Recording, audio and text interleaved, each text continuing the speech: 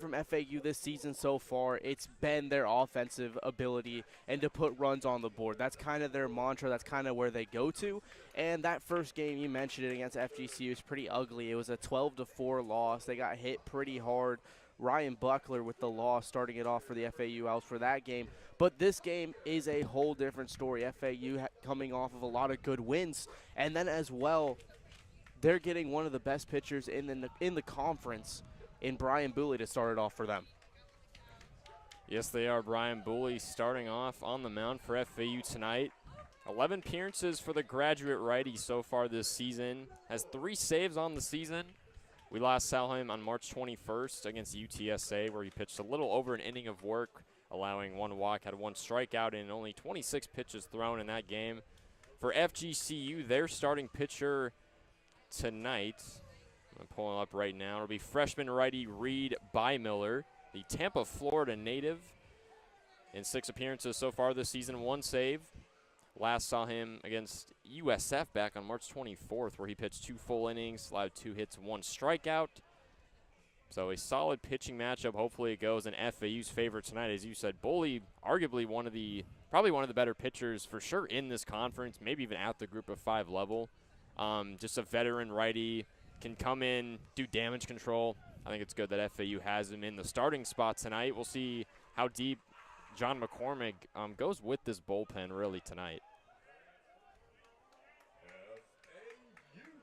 As we will step away for a couple minutes here on FAU Owl Radio on YouTube. When we're back, it's the starting lineups and the first pitch, Florida Atlantic hosting FGCU here on a Tuesday evening from Boca Raton, Florida. We'll be right back.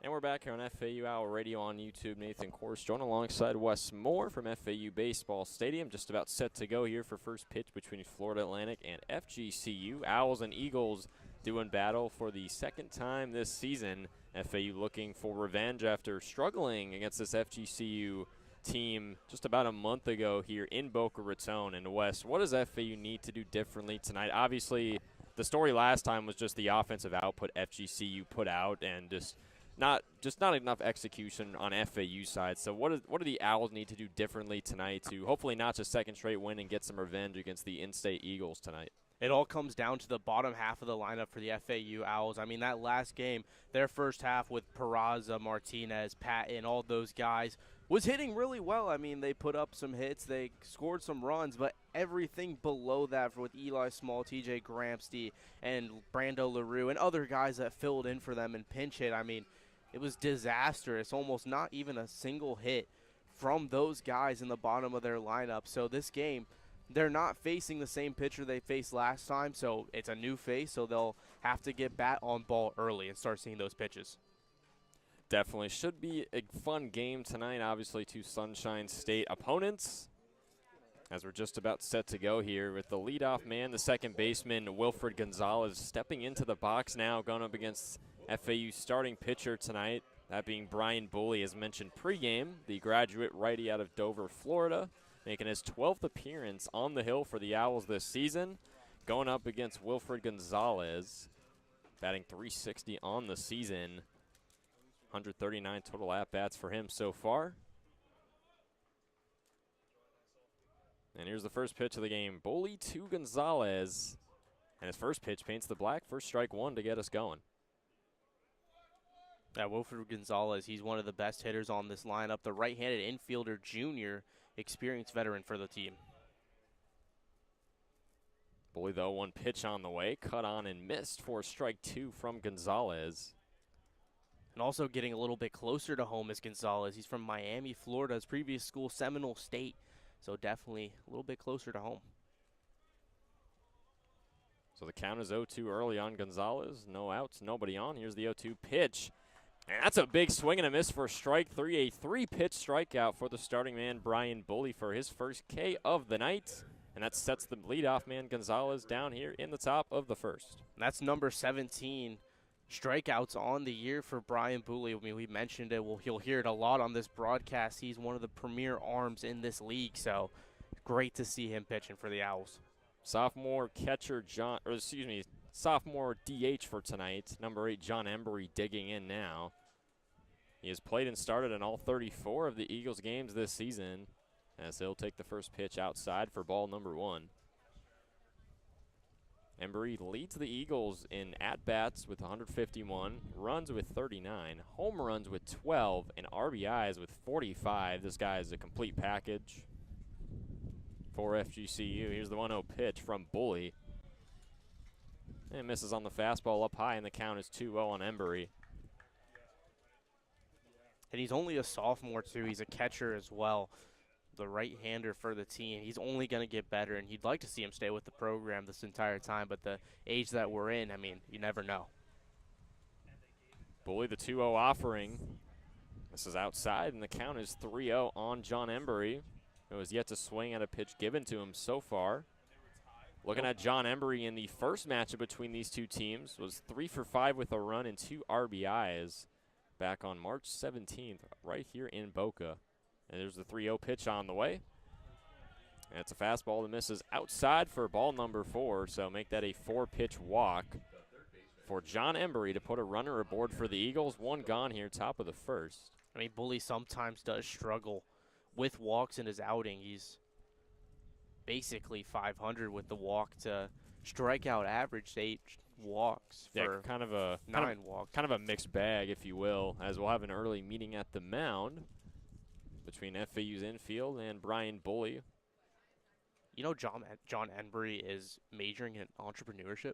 I did not know that. I just figured that out. That's really cool, actually. Well, let's see if he can put his entrepreneur skills somehow to test here on the diamond. Leading his team. First guy on base for the FGCU Eagles. The Eagles. I'm struggling. It's been a long day.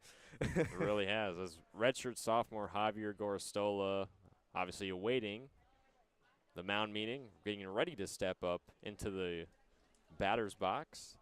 Gorostola leads FGCU in batting average this season. He's batting .408. Much like Embry has also played and started in all 34 of FGCU's games this season. Gorostola, native of Miami, Florida. Stands 6 foot tall. Looks like this is more than just a meeting at the mound, as even the home umpire is at the mound. John McCormick looks like he's going to pull Brian Bully. Huh? So we have an early pitching change, it looks like. I'm not sure exactly why. This is interesting. Try to figure that out for you at some point. This is weird. Not a guy you'd think FAU would take off the mound. Maybe the umpire saw something. We'll figure out Could be an injury why. of some sort. Only 7 pitches thrown for Bully here early in this one. And it looks like we're already going to have a pitching change for FAU. It's got to warm up real quick, whoever's coming in for the Owls. I mean, no one was in that bullpen. We just heard that he suffered some sort of injury in those 7 pitches. Not good for the FAU Owls at all. Not at all. I mean, that's the starting guy you wanted for tonight, and you only get 7 pitches out of him. We'll take a quick break here on Owl Radio to await the new pitching change here. We'll be right back.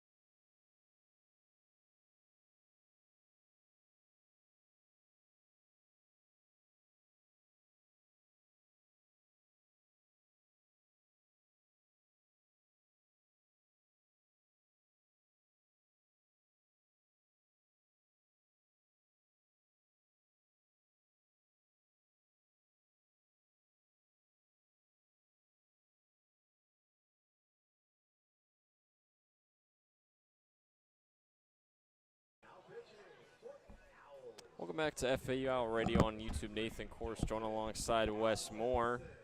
Finally back after a long break. We do have a pitching change early in this one after just 7 thrown pitches from the starting man Brian Bully, as senior lefty Dalton Robinson is going to now be pitching for the Owls.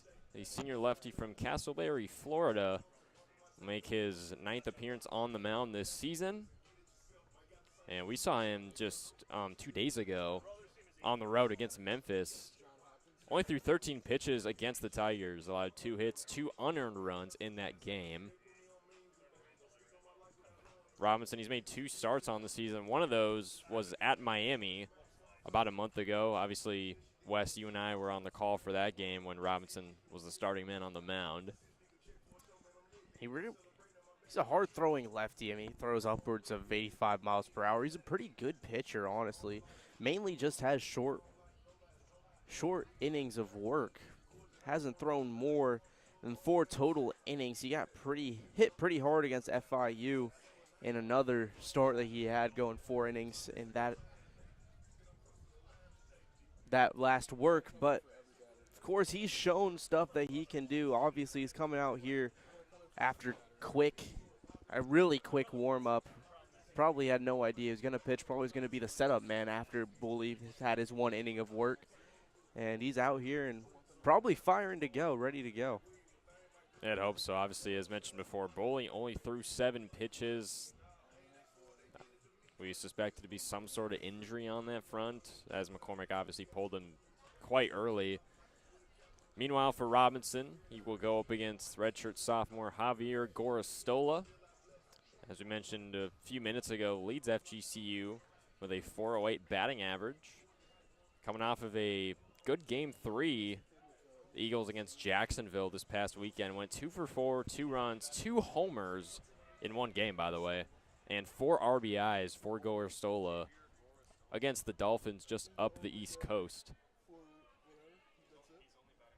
As we are now set to go, 1 gone here top of the first, 1 runner on. It's Embry after drawing a 4-pitch walk, as the first pitch from Robinson skips down in the dirt for ball 1 against Gorostola. Great early stop from Ian Collier, get him warmed up a little bit. But Gorostola, he was a Sun all-freshman team last year, definitely picking up where he left off of last year.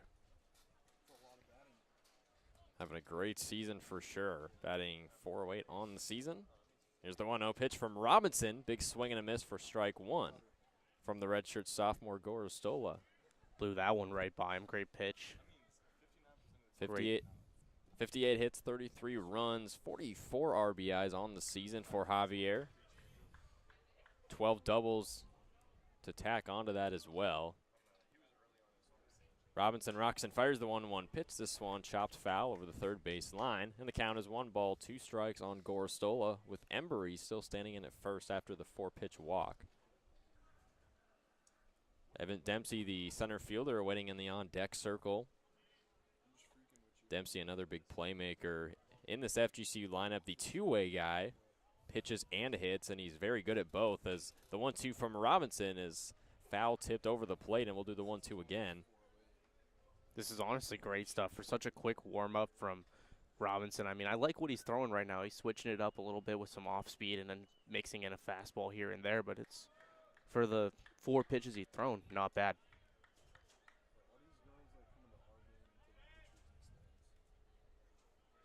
So 1-2 is the pitch again. Robinson rocks and deals. This one swung on, popped up in the infield, foul territory off to the right side. And good catch by Jonathan Lopez for out number 2, just in front of the berm in the fencing. And it's 2 gone here in the top of the first, as Gorostola is retired in the 3-hole spot. So mark that a P4 on your score sheets, as the center fielder Evan Dempsey hitting cleanup for the Eagles tonight. Looks to play cleanup here in the top of the first, with Embry on first, 2 gone. Robinson, the lefty, against the left-handed Dempsey. Lefty-lefty matchup. Dempsey batting .369 on the season. First offering from Robinson paints the top corner for strike 1. Yeah, and Dempsey, I mean, he's first team All-American last year, National Two-Way Player of the Year, USA Baseball Collegiate Team Invitation. He's Ace, really the real ASUN deal. preseason player of the year as well. Preseason All ASUN team has both an outfielder and a pitcher, by the way, as the 0-1 for Robinson misses down and away for ball one. Shohei Ohtani, Jack Caglione, Dempsey. Put them all together. Pretty much, yeah. Those guys in those two-way archetypes. Dempsey, a Tampa, Florida native, 6'2" junior. As Robinson gets the signal from his catcher, Ian Collier. Looks back at first. Roxon fires the 1-1 pitch, but misses on the off speed, out and away, and it's ball two, one strike. Mentioning Jack Caglione made me miss the guy.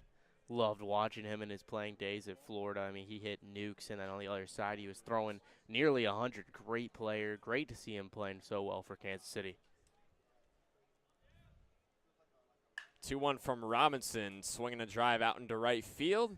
As this one's going to drop neatly onto the warning track and out of play for a ground rule double.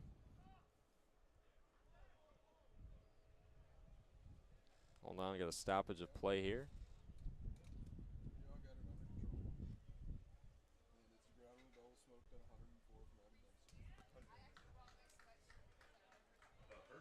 As the umpires confirm, that is a ground rule double. Beautiful hit ball, by the way, just bounced right from the warning track, just out of play. Not out of play, but over the fence, I should say. Now FGCU has two runners in scoring position after two early outs. Yeah, and Dempsey got every bit of that pitch. He launched that thing. I thought it was going out, but just not enough on the launch angle side of things. But great hit from Dempsey and puts two guys in running in scoring position for the Eagles. Jared Nelson now up in the batter's box as he takes strike one from Dalton Robinson. Nelson playing first base for the Eagles tonight. Dempsey stands in at second. Embry stands in at third. Two gone, top of the first. Robinson looking to get out of the jam. The 0-1 pitch on the way. Check swing. Misses outside for ball one. And, I mean, with this team, I mean, they got guys who are seniors and then they got guys who are freshmen. They're built with guys who have the experience and they have a lot of young guys with a lot of talent. It's a perfect mix for the Eagles. Definitely a mix you'd want to have. The 1-1 from Robinson paints the black up in the corner, and it's 1 ball, 2 strikes. So big payoff pitch upcoming for the senior lefty. And Nelson, a senior with plenty of experience. I mean, batting 336 on the year. Robinson 1-2 pitch on the way. Misses outside of the zone, and the count is even. Deuces wild, 2 balls, 2 strikes, 2 gone here, top of the first. I mean, Robinson starts each at bat very well, locating his pitches, getting some outside, getting some inside, and then he just lets up a bomb. So we'll see what happens here. Just playing east and west, really. As the 2-2 pitch is cut on and missed for a strike three. Down goes Jarrett Nelson swinging. Strike number 3 and out number 3. And down goes FGCU and Nelson here in the top half of the first. As Robinson delivers his first K of the game. As it's, let me see, 1 hit on no runs with 2 players left on for the Eagles, as we'll head to the bottom of the first with the 1-2-3 order in FAU's lineup. Lipsy, Boylston, and Romano due up when we're back on FAU Owl Radio on YouTube.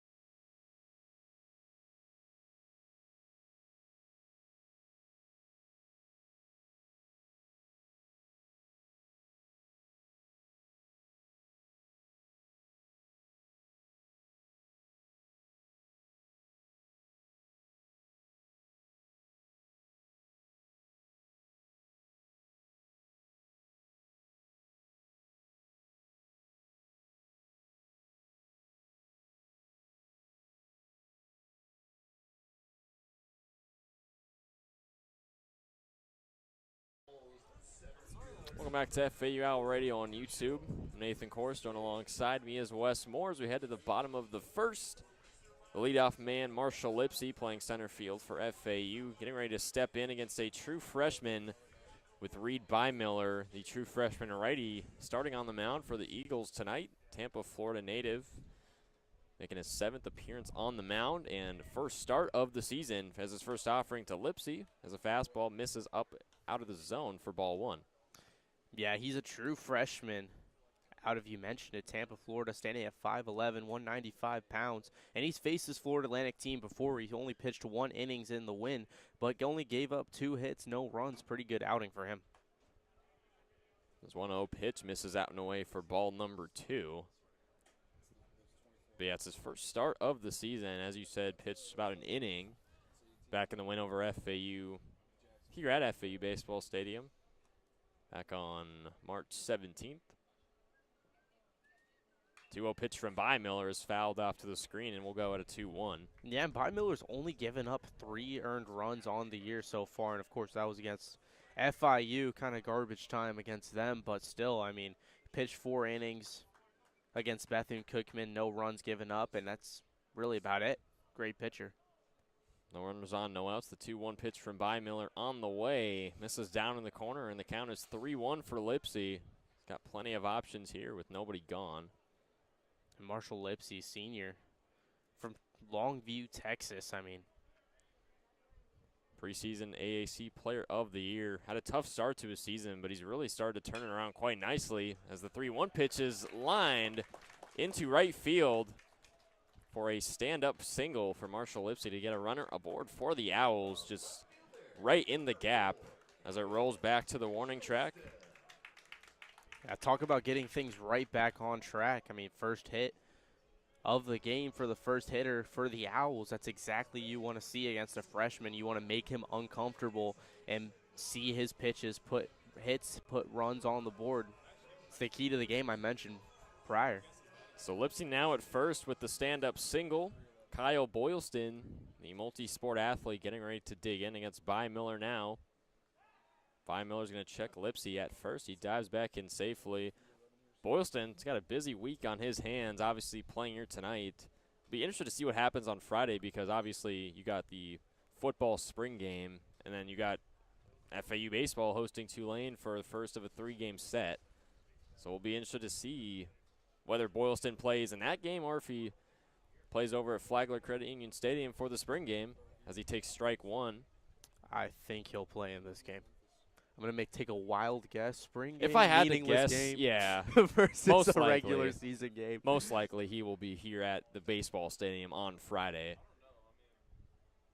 As a couple of FAU football's key players aren't playing in the spring game. The 0-1 pitch misses out and away, and the count is even at 1-1. Starting quarterback Caden Veldkamp isn't expected to throw. Your top wide receiver, Easton Messer, also not expected to play. So it's going to be a lot of backups, but still should be fun. Just don't want your main guys getting hurt. Not at all. In a meaningless game. Not at all. Bymiller checks Lipsy for the second time, but he's back in safely for the second time. Really the count is 1-1 on Boylston. Yeah, he really likes trying to check up on Lipsy. He's got 15 stolen bases, only been caught stealing 3 times on the year, so definitely a guy to check up on. Bymiller from the stretch.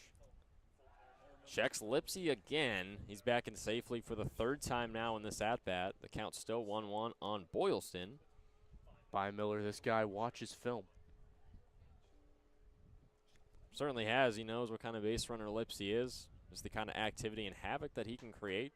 As you said, only's been caught stealing a couple times. So roughly 75-80% of the time he's able to successfully steal. Swinging a drive to right field from Boylston. Back to the warning track, and it bounces off the wall for a bell-ringing base hit. As Lipsy's going to round second, get into third. Kyle Boylston with a stand-up double to put him and Lipsy in scoring position. And still no outs here in the bottom of the first. Back-to-back base hits for FAU. And you love to see the bats flaring early for FAU. Lipsy, Boylston, 2 guys, and to be the forever critic that I know that I am, Lipsy should have gone home. He had all the time in the world. The cutoff from the second baseman, Gonzalez, was late, and he really wasn't looking to fire one into the catcher. So that could have been a run there early for FAU, but hey, you'd rather get two guys in scoring position with no outs than a guy on second with an out. Yeah, you'll take that situation any day of the week. Obviously, Lipsy, was going to put on the stop sign. He wasn't going to try and stretch that into coming home. I mean, no gone. He will certainly take two runners in scoring position as Nick Romano will get ready to step in. As we have a meeting at the mound between catcher Juan Santos, Reed Bymiller, the pitcher, and his entire infield. Meeting has now concluded, and we're about set to go with Nick Romano about to step in the right-handed batter's box. Romano, the switch hitter for FAU. Nick Romano, I mean, he's got 42 hits, and then everything else is pretty high as well. 24 strikeouts on the year, 20 walks. Talk about it, this guy puts up numbers. He certainly does, and he's riding into this game on a 5-game hitting streak as well. First pitch to Romano from Bymiller paints the black for strike one. And Romano, a guy that's inept to getting on base in any way necessary, whether it's a base hit or a walk, where he leads FAU with 20 walks on the season. 36 appearance and start for Romano this season. Swings on the next pitch given, but fouls it off high to the left side, and the count is even at, the count is 0-2 on Romano. Like to see him taking some nice cuts on that ball early. I mean, this guy who can hit the ball hard, and two guys in scoring position, even a long fly out puts in a run for the Owls. Bymiller on the mound has allowed 2 base hits so far. Next pitch swinging from Romano is popped up in the infield, as FGCU will track this one down. Couldn't quite tell who caught that. I believe it was Gorostola making the grab for out number 1, as down goes Nick Romano on the pop-up. But that brings up Ian Collier, and wow, what a weekend he had last weekend. You could say that again, Wes. I mean, 3 home runs on the weekend in the road series against Memphis, and was named the American Conference Player of the Week for it. Went 3 for 5 with 2 runs, 3 RBIs, 2 homers alone on Sunday in a win against the Tigers, mind you. And he was 7 of 13, 6 runs, 6 RBIs, 3 homers, as well as a few walks in the entire series. And he now leads the Owls with 7 home runs on the season. The count is 1-0 on Collier, as he'll take the next ball up high. The count is 2-0 now. Boylston on second, Lipsy still at third. 1 gone here, bottom of the first. It definitely made Bymiller uneasy. He's just a freshman, can get rattled easily, but FAU had some nice contact early. 2-0 pitch from Bymiller is swung on, frozen rope right up the middle to bring a run home for FAU. In comes Lipsy to score. Boylston says why not? He'll come in to score as well on a 2 RBI single from Ian Collier. We were just talking about the amazing weekend he had, and he's going to keep that going here to start this one.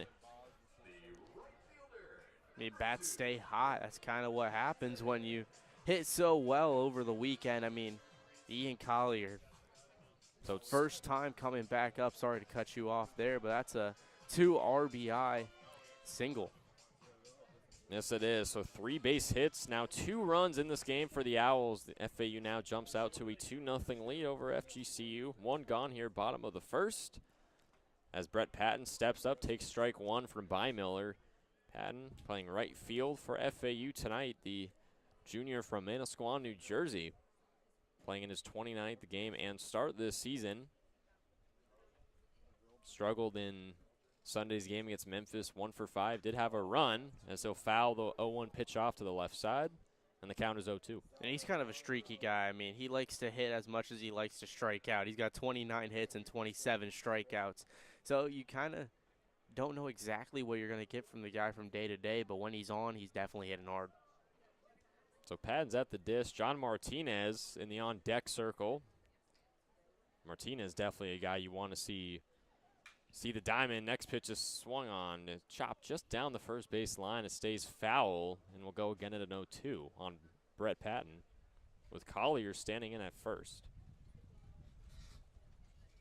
Where it's 2-0 FAU here, bottom of the first. Owls looking for revenge against the Eagles. What a way to start it off, 2-0. The Owls lost the last matchup a month ago, 12-4. Next pitch line to the second baseman, having trouble handling it, but is able to throw to first. Jarrett Nelson stepping on the bag for out number 2, while Ian Collier advances to second. So the 4-3 put out to Brett Patton for out number 2.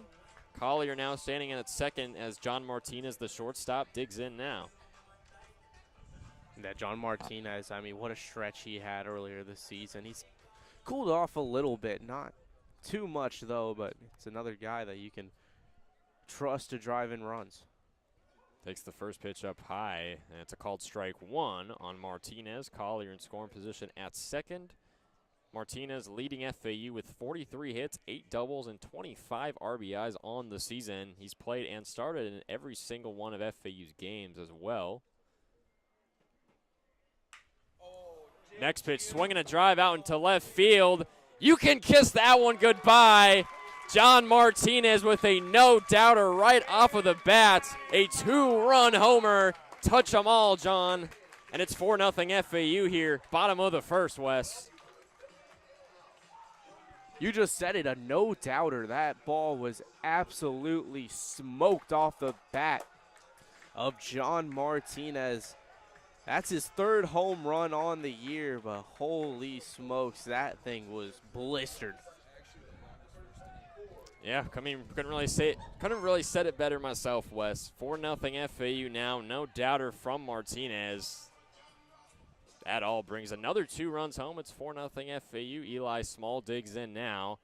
So tough go for Reed Beimiller, the starting pitcher. Has now allowed 4 hits, 4 earned runs. As Small will line the first pitch to the second baseman.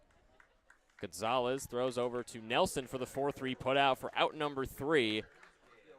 So down goes FAU here, bottom of the first, but John Martinez caps off the inning with a 2-run blast to make it a 4-0 FAU lead. The Owls with 4 runs on 4 hits. And 1 player left on as we'll head to the top of the first. We'll be right back. The top of the second, we'll be right back on FAU Owl Radio on YouTube.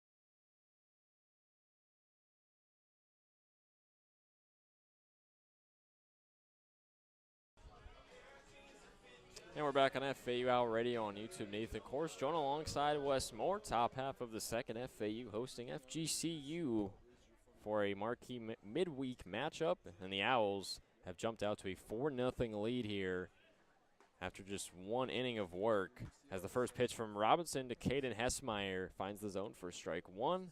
Hesmeyer in the right-handed batter's box, batting .304 on the season. The sophomore from Odessa, Florida. 0-1 pitch from Robinson. Swinging a drive out into left field. But it's flied out to Kyle Boylston out in left, and that's out number 1.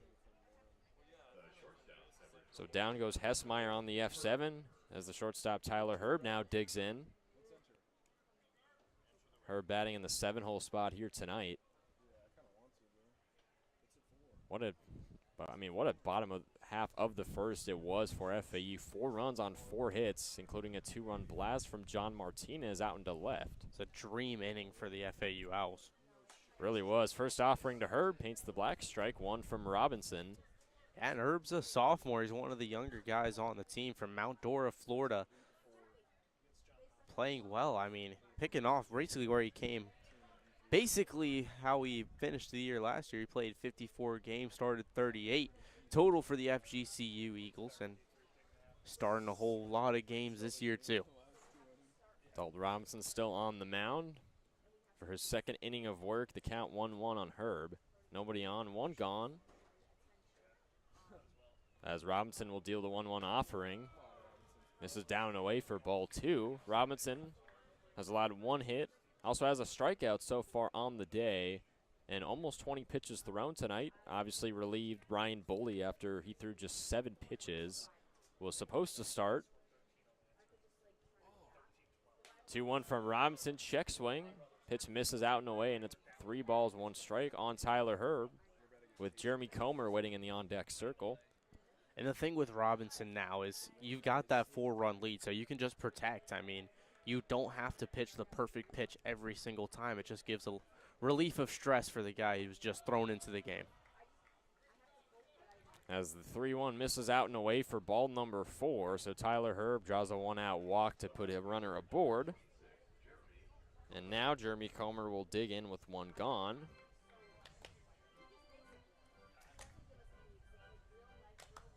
Comer leads FGCU in triples with 2 on the season in his 34th appearance and start here in 2026.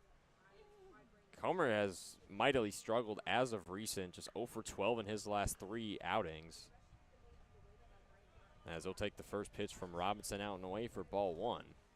But even with that, I mean, he's still batting .279 on the year, and he's a sophomore. So, again, it's a mix of young and experienced guys, and sometimes your young guys aren't going to hit incredibly the entire season. So if he can just get his bat going again, I mean, FGCU will see some good things. 1-0 from Robinson on the way, paints the black for strike 1. Comer had a really good outing, though, when he played FAU back a month ago. 2 for 5 with a run, a homer, and 3 RBIs against the Owls back on March 17th. And what was a 12-4 whopping victory for the Eagles that night. That was another midweek matchup, of course. The 1-1 pitch misses down and away, and the count is 2-1 on Comer with Tyler Herb standing in at first. Also, Comer's from Kansas. Never. From Shawnee, Kansas, to be exact. Never doubt a corn-fed dude. Transferred in from, or last played at Johnson County Community College. The 2-1 from Robinson on the way.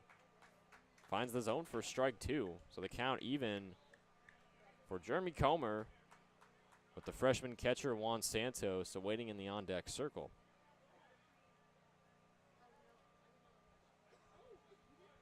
Owls at 17-18 coming into this game overall. Robinson kicks and deals the 2-2, and it's fouled off to the screen, and as Jeremy Comer is going to stay alive. Replay the 2-2, and I mean, if Robinson can get out of this, get rid of Jeremy Comer. I mean, Juan Santos, oh Lord, the freshman, batting .091 on the year. Don't know exactly how much of that sample size is, but. Big 2-2 pitch from Robinson, just fouled off to the left side. Seemed like Comer just barely got a piece of that one. Was ready for a big swing there. Just couldn't deliver, but Comer will stay alive. The count still even at 2-2, 1 gone. Herb standing in at first. As Robinson gets set to go again. Here's the 2-2 again. And it's swung on and missed for strike 3. So back-to-back big swings from Comer, and this time it leads to a big strikeout for Dalton Robinson. That's his second on the game for out number 2. As the true freshman Santos getting ready to step up now. 0.91 on the year, as I just mentioned. I mean, figure out if he can get his season back on track. Sample size isn't too big, but you'd still like to see better than 0.91. As he rips that one into play. First pitch swinging from Santos is a bell ringing base hit. Just right through the gap to left field, and it's now 2 runners aboard for the Eagles. as they look to build some momentum here. So Santos at first, Herb now at second, as FGCU now flips back to the top of their order with Wilfred Gonzalez. He struck out his first time up. Hopefully our guy Robinson can strike him out again. That was a strikeout swinging from the second baseman Gonzalez. First offering from Robinson. Misses out and away for ball one. Santos on first, Herb at second. Gonzalez batting .357, which is good for fourth in this lineup.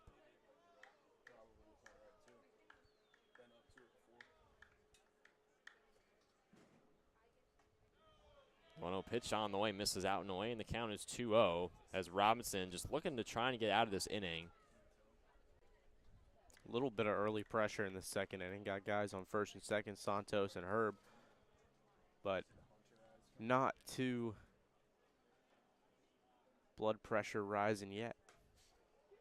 Next pitch misses out in the corner that time for ball number 3. I'm always a guy to hate on the umpire, but that one was close, but definitely a ball. Catcher didn't like it too much. And the 3-0 pitch from Robinson misses down in the corner, so that's a 4-pitch walk to Wilfred Gonzalez, and now FGCU's got him loaded with 2 gone, so things could start to get away for Robinson here. Also, a John Embry coming up. I mean, he's one of the guys on this team that can go crazy for the FGCU Eagles. And his first time up, I mean, he walked, but granted, that was also against Brian Booley, who walked him and then promptly left the game. John Embry, the 2-hole hitter, stepping in now with the bases loaded, as you said. As he takes the first pitch outside for ball number 1. Embry drew a walk in his last time up, where he was stranded at third.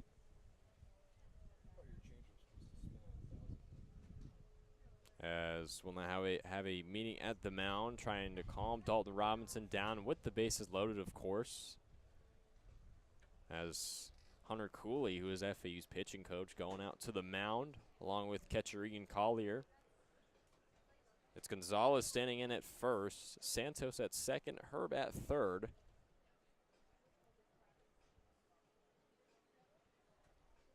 Bases loaded jam for Robinson here. See what he makes of it. Should be interesting. Should be interesting. We've seen Robinson kind of go east and west this game. Wouldn't be surprised if he does the same against Embry here, who's batting .364. He confuses me. Either it's a beautiful pitch painting the corners or it's a mind-numbing pitch, as that 1-0 pitch on the way is laced into center field. Diving effort from Lipsy. And he could not come up with the grab, and that's going to score 2 runs for FGCU on a 2 RBI single from John Embry to cut into the lead. It's 4-2. FAU still leads, though. But now the Eagles have started to snatch the momentum. Was a meatball right down the middle of the plate. That was 0 velo, 0 spin, 0 nothing. That thing was just right there for Embry to get all over it and just put it right in front. Really was, as it looks like we're going to have a pitching change, I believe. John McCormick now out on the mound, and it looks like Dalton Robinson's night is over after 33 pitches. Allowed 2 hits, 2 walks, 2 strikeouts in a little over an inning of work for the senior lefty.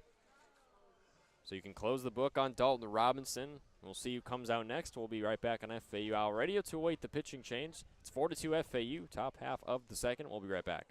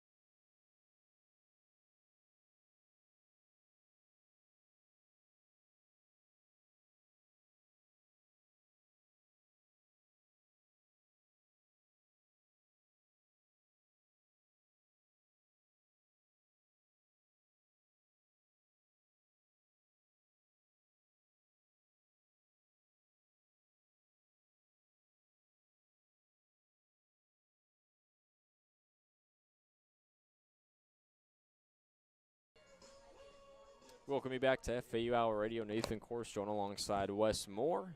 Still the top half of the second as FAU has made their second pitching change of the game as the first pitch is lined to the left side from Javier Gorostola. And almost brought a run home. Instead, he's just going to load the bases as the stop sign put on at third to Wilfred Gonzalez. That loads the bases right up again. And I mean, Braden Gilston, I mean, he's a junior from St. Augustine, Florida, previous school, Division II Newberry, majoring in professional studies. Been pretty solid this year so far. 15 innings pitched for Gilston this season. Kind of a mixed bag for him, much like Robinson. 13 strikeouts, 5 walks, has allowed 15 runs, 24 hits. But now he's tasked with getting out of a bases loaded jam as the next pitch misses outside to Evan Dempsey, who's 1 for 1 on the day. Dempsey doubled his last time up at the plate. He's got a weird sidearm throw from Gilson. Mixes things up for the hitters. 1-0 pitch from Gilson on the way. This is out and away for ball number 2. And Dempsey, I mean, he doubled last time that he was up, so definitely not the guy that you want up for the Eagles right now. Bases loaded for the Eagles, down 4-2. Both runs have come in this inning so far. As the next pitch is lined right past the second baseman, Jonathan Lopez. 1 run comes home. A second run comes home as well. Dempsey's going to stay put at first, but it's a 2 RBI single, and this game is now knotted up here top of the second with 4 runs apiece. We knew it was going to be a high-scoring game for both teams loving to hit. And we're seeing just that after not even 2 innings yet. It's already 4 runs, 8 total on the game. Runners on the corners. Dempsey at first, Gorostola at third. So a 2 RBI single. Jarrett Nelson digging in now. Nelson 0 for 1 on the day with a strikeout swinging his last time up. As this will be a righty-righty matchup. First offering from Gilson.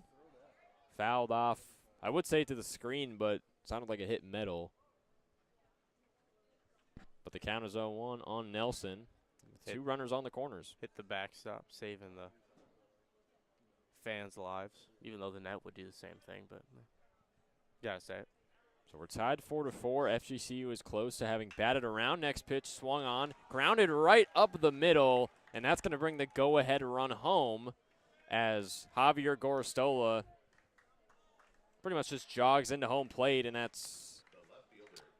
is now 4 straight base hits from the Eagles. Their offense has just completely turned it up a notch here. And out comes McCormick. I think he's gonna pull Braden Gilston here pretty early. That was pretty fast. That was very fast. Hasn't even thrown double-digit pitches yet, mind you.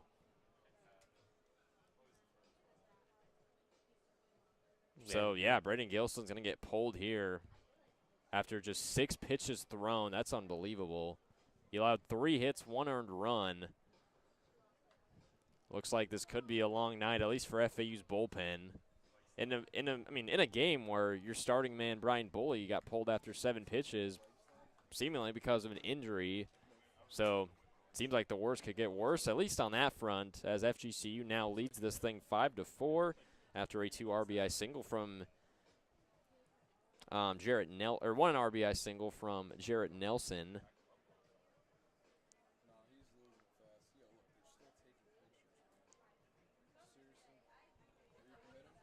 We'll be right back here on FAU Owl Radio as FGCU now has batted around. Owls down 5-4, top of the second.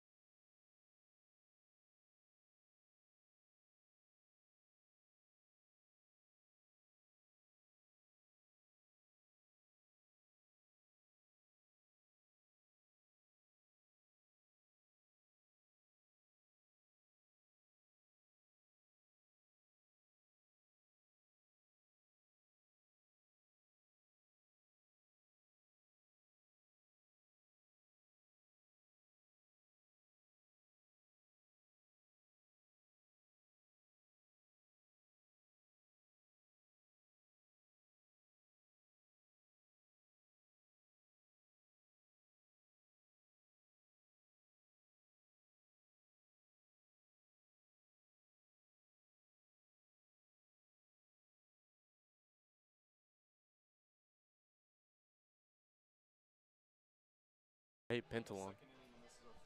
We'll be right back here on FAU, or excuse me, we're back on FAU Owl Radio here on YouTube. As FAU has made another pitching change. Junior righty Riley Whitmer now on the mound as his first pitch to Caden Hessmeyer paints the black for strike one. Whitmer, native of Naples, Florida, has appeared in 8 games so far this season. Last saw him on March 22nd against UTSA. Next pitch swinging from Hessmeyer as it's popped up to right field. Under it is Brett Patton for out number 3, and that will end the top half of the second. After just 2 quick pitches from Riley Whitmer. And we'll head to the bottom of the second. FGCU 5 runs alone here in the top of the second on, I believe, 6 hits with 2 players left on. We'll be right back here on FAU Owl Radio on YouTube with Pat Ward, Jonathan Lopez, and Marshall Lipsy due up when we're back.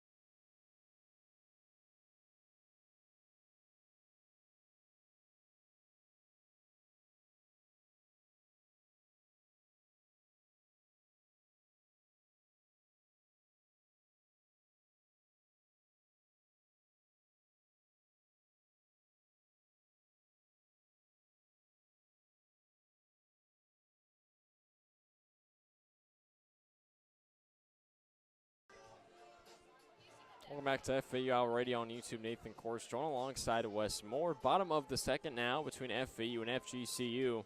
After the Owls took a 4-0 lead in the first, FGCU has stormed back, and they're now in front 5-4 as the 8-hole hitter Patrick Ward gets ready to dig in for the first time tonight, playing DH for the Owls here against Reed Bymiller, who's still on the mound. And it's first pitch swinging from Ward, but he's going to fly out to left field. Hessmeyer coming on for out number 1. It looks like it might have dropped in, but good play from Hessmeyer to retire the 8-hole hitter Ward.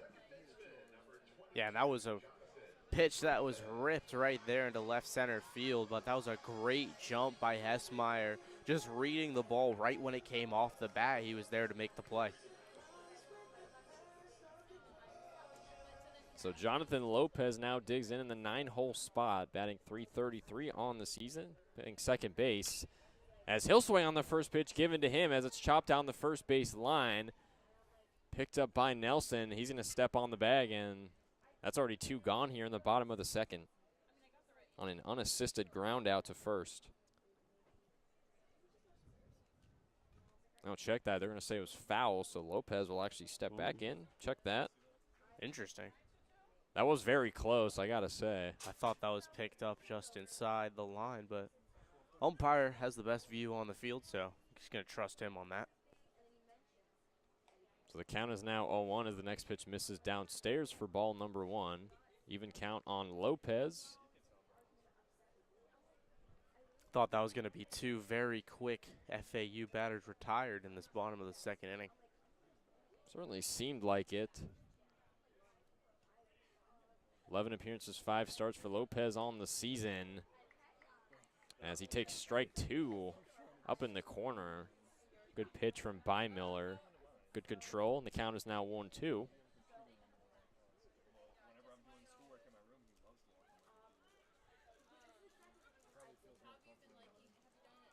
One-two pitch on the way, check swing, misses up in the air for ball number 2. Count is even at 2-2 as we have 1 gone here, bottom of the second.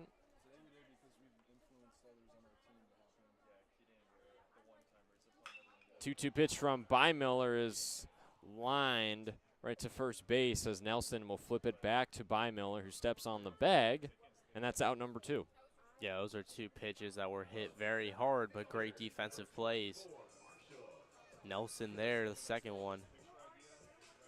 Took a heater there. Really did.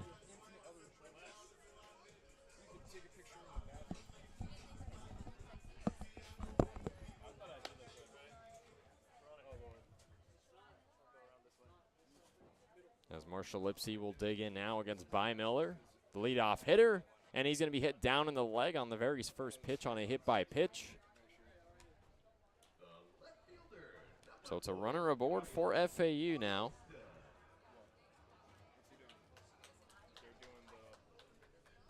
Kyle Boylston, the multi-sport athlete, digs in now. 2 gone, bottom of the second. Lipsy standing in at first.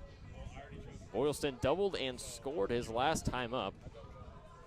As the Owls down 5-4, look to jump back in front here. Almost 30 pitches from Bymiller thrown tonight. The starting pitcher for FGCU. Bymiller's going to check Lipsy at first, dives back in safely.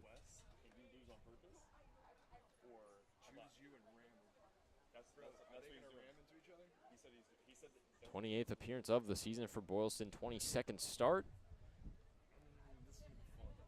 Last saw him in the UAB series. He played 2 out of the 3 games as Lipsy's going to take off running, slides into second, and he is tagged out for out number 3. So a tough break, tough decision for Marshall Lipsy as he is caught stealing at second base, and that'll retire the bottom half of the second for FAU with no runs, no hits, and 1 left on for the Owls. We'll head to the top half of the third. FAU still trailing this one 5-4. We'll be right back on FAU Owl Radio on YouTube.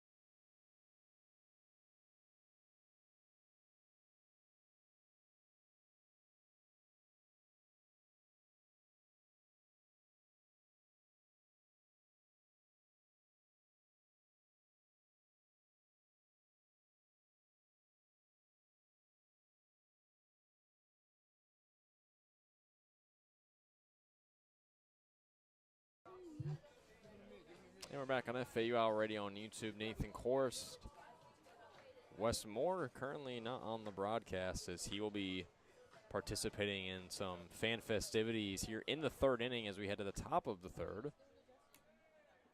With Tyler Herb, number 23, the sophomore, stepping in here against Riley Whitmer, who's still on the mound. Whitmer, FAU's 4th pitcher already tonight. Of course, Brian Bully started this game off. We only got 7 pitches from him before he was relieved of his duties by Dalton Robinson. 1-0 pitch on the way, paints the black down in the corner for strike 1. So Whitmer, the 4th pitcher on the night for FAU already in this in-state rivalry midweek matchup in a game where the bullpen's probably going to be emptied out anyways. Next pitch swung on from Herb, pops up into left field and caught for out number 1 by Kyle Boylston. The right fielder, number 26, Jeremy Comer.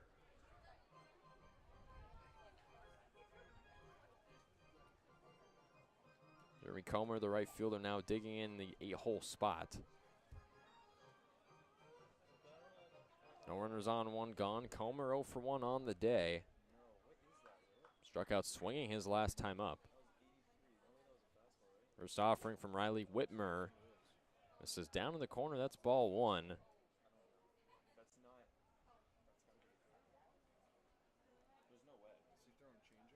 Tyler Hurd, the 6'3" left-handed batter, right-handed throwing arm, native of Mount Dora, Florida. 1-0 pitch on the way, misses out in the corner for ball number 2.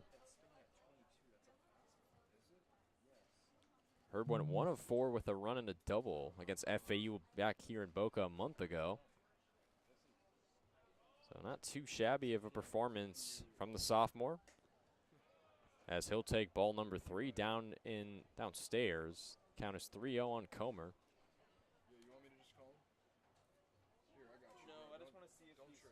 As Whitmer, the relief man, just looks to find control here. Something that FAU just hasn't been able to do consistently in this game. And it's a 4-pitch walk for Jeremy Comer as the next pitch missed upstairs. One runner on now for the Eagles, as FGCU will draw what is now their 4th walk of the game, with Juan Santos, the true freshman catcher, stepping up.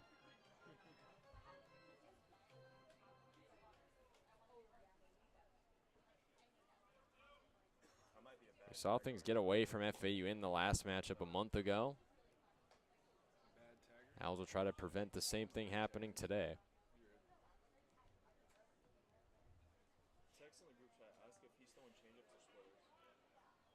Righty-righty matchup, Whitmer versus Santos. As the next offering misses way outside, it gets away from Ian Collier. Jeremy Comer is going to advance to second on a wild pitch. So you talk about control, just that's the last thing you want if you're Whitmer. Just couldn't even find a semblance of the strike zone that time.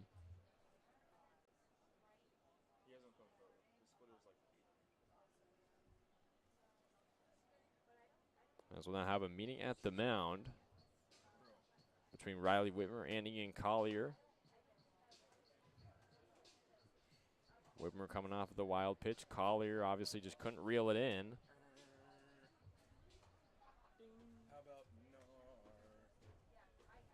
So Jeremy Comer now in scoring position in at second base. One gone, top of the 3rd. FGCU leads this one 5-4. The Eagles won the first matchup 12-4. So FAU's already surpassed their run total from last time. 2-0 pitch on the way, paints the black, first strike 1.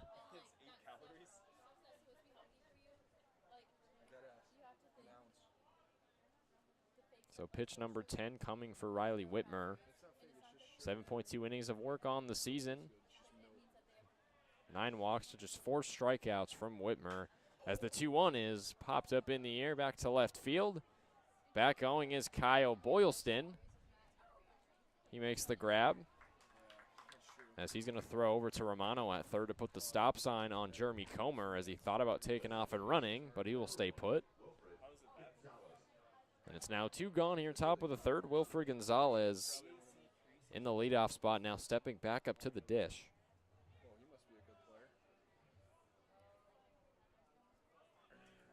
Two F7s here in the top of the 3rd from the Eagles. That walk from Jeremy Comer, he's now at second. Gonzalez now digging in. 0 for 1 on the day. Next pitch gets away from the catcher, Collier. Now is able to reel it in, as Jeremy Comer is going to advance to 3rd now. So Whitmer just struggling to find control yet again.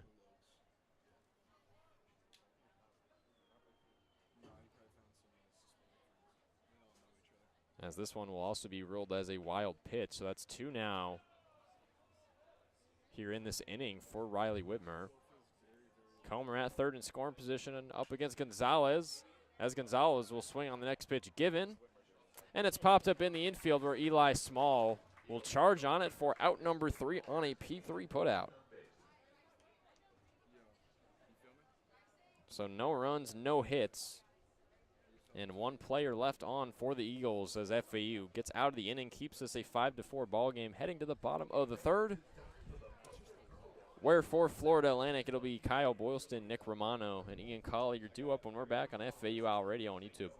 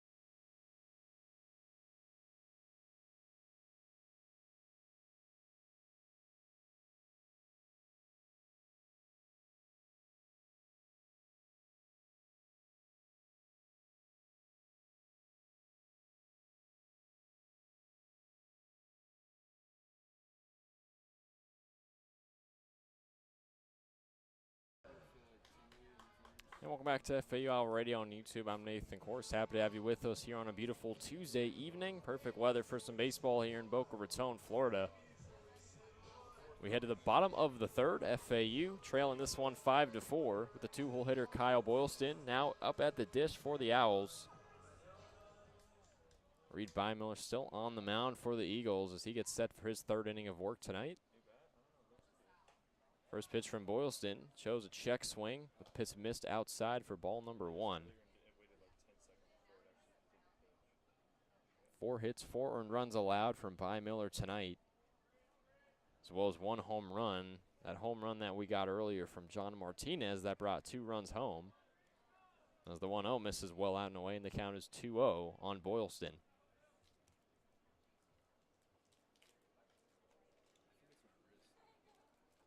Busy time for Boylston, obviously. A lot of baseball to be played. And then football spring practice as well. FAU football spring game coming up this Friday night under the Friday night lights for a 6:30 p.m. start time. Check swing from Boylston. The 2-0 finds the zone for strike 1 from Bymiller. It'll be the second straight year that the football spring game is held on a Friday evening specifically, instead of in the middle of the day like it used to be. 2-1 to Boylston, misses down and away. The count is 3-1. Exciting year upcoming for FAU football. Head coach Zach Killey will be entering his second year at the helm. You keep your starting quarterback in Caden Velkamp, and you keep your top wide receiver in Easton Messer, as Boylston is going to line the very next pitch right to Gorostola over at third for out number 1. Just couldn't keep that one down.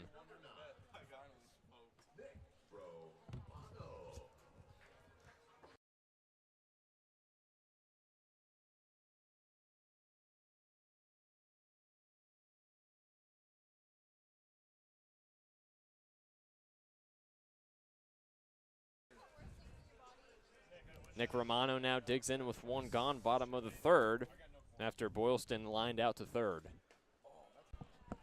And a first pitch and a swing and a miss from Romano against Bymiller. Romano 0 for 1 on the day, popped up to third his last time up.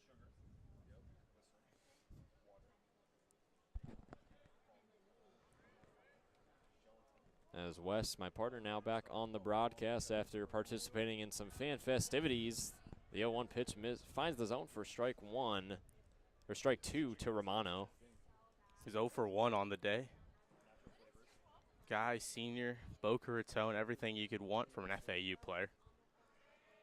And Wes, you got to race around the diamond against fellow FAU broadcaster Chris Talt, as Romano's going to line this one down first base. Line goes foul to stay alive at an 0-2.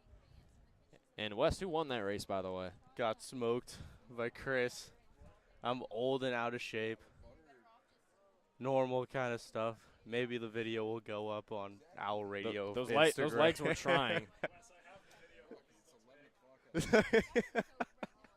0-2 count on Romano by Miller. Next pitch misses way out in the corner, and the count is 1-2. But yeah, Wes, I mean, I could tell those legs were trying, that they just couldn't match not only the legs, but just the heart and effort from Christopher Tall over here. The lights were too bright. It was over before it started, really, if we're being honest. See, I tried to come out with strategy, and I was going to match him pace for pace and then knock him over, but he just dusted me. And a strikeout looking to Nick Romano on the 1-2 pitch from Miller. Sets him down for out number 2 on a strikeout looking, so he's 0 for 2 on the day as Ian Collier gets ready to dig in now. Big weekend for Collier, 3 home runs, 2 of them coming in one game. And so far, he's 1 for 1 so far tonight with a 2 RBI single his last time at the dish. And I mean, you really like what's coming out of Miller if you're an FGCU fan. I mean, he gave up the early 4, but since then he's settled down real well. Really has. His first offering to Collier misses outside for ball 1. So no runners aboard, 2 gone, bottom of the 3rd. Here in this midweek matchup, FAU trailing 5-4. The 1-0 from Miller on the way. Misses outside yet again, and it's ball 2. Catcher Santos tried to frame that one, didn't it? Get it out of the umpire, though, on that pitch. Brett Patton waiting in the on-deck circle for FAU. We'll see if he gets the chance, though. The 2-0 to Collier on the way. Misses out in the corner. So 3 straight pitches out of the zone from Miller as he looks to settle back down, find control. Collier will look to get on base here. 6 walks on the season for the Texas State transfer Collier. The 3-0 pitch on the way. That time paints the black up in the corner for strike 1. Collier hit that single that drove in 2 runs for the Owls in the first. Hopefully he can get the Owls back on track in this bottom of the 3rd inning. 4 hits, 4 earned runs from Miller allowed with 1 strikeout. The 3-1 pitch on the way, and it misses outside for ball number 4. So Ian Collier draws a 2-out walk, his 7th walk of the season, to put a runner aboard for the Owls, with Brett Patton now digging in. Junior Brett Patton coming up with a chance to keep the Owls going. It's a guy you'd like to see, 284 on the year. Hopefully FAU Owls can come out with something here. 1 for 5 with a run in Sunday's winning effort over Memphis on the road. Just sorted Mr. Patton there early. As Patton check swing, the pitch found the zone for strike 1 anyways from Miller. So the count is 0-1. Collier standing in at first with a decent lead off the bag. Miller from the stretch, wheels and deals the 0-1 pitch. And this one's popped up in the infield. And FGCU will track this one down easy. Javier Gorostola settles under that one for out number 3. And the Owls go down scoreless here in the bottom of the 3rd with no runs, no hits, no errors, 1 left on. As we'll head to the top of the 4th, FGCU will step back up to the dish with the 2-3-4 order in their lineup. Embry, Gorostola, and Dempsey do up when we're back on FAU Hour Radio on YouTube.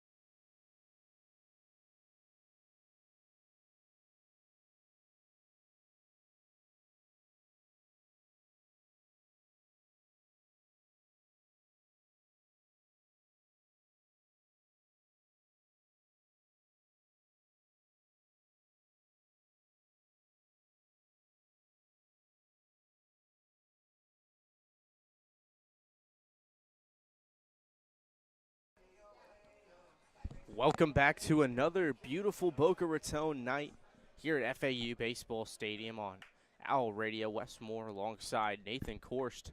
And a new pitcher for the FAU Owls, Patrick Ward, normal, everyday first baseman for the Owls. Throws that first pitch in a bit high for ball one. So Ward, you get a two-way player here on the mound, the senior right-hander, I should say. As the next pitch is lined right up the middle through the gap for a bell-ringing base hit to get us going. It's not exactly what you'd like to see. Patrick Ward throwing that pitch a little bit inside, as John Embry was able to get good contact on that pitch. But batting next is Javier Gorstola. Gorstola, 1 for 2 on the day. He's got a single, but also flew out. As Patrick Ward is set for his third pitch of his outing. That one's way outside for ball one. Yeah, for Ward, you get a two-way player on the mound. This is his 7th appearance of the season.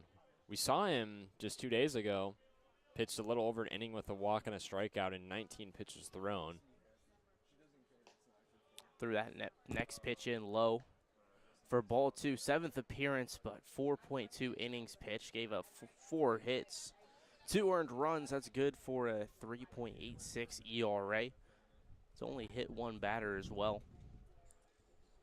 His 2-0 pitch is ready to be delivered. Delivery, that one ripped right down the middle for back-to-back singles for the Eagles. John Embry safe at second. Not only back-to-back singles, back-to-back frozen ropes. As, I mean, obviously that top half of the second, if that was any indicator, we know how good of an offensive team this FGCU squad is. They scored 5 runs back in the second. They're looking to do somewhat of the same here in the fourth, and so far couldn't be off to a much better start. And it's a somewhat short-staffed FAU pitching group. It's Evan Dempsey, left-hander. He's 2 for 2 on the day for the Eagles. Stepping in to have his try at Ward. His first pitch outside for ball one. Every single strike that Patrick Ward has thrown so far has been roped into the field for a base hit. Patrick Ward getting set to throw. Another pitch to Evan Dempsey. Ward set, delivers that one, blows it right by Dempsey. Great slider there from Ward. Dempsey was 2 for 5 with 2 runs, 2 RBIs last month against FAU. And he's, as you said, he's 2 for 2 so far on the day. So continuing that great performance from the last matchup. 1-1 count ready to be delivered inside. 2-1 count. Evan Dempsey versus Patrick Ward. First time they've seen each other ever.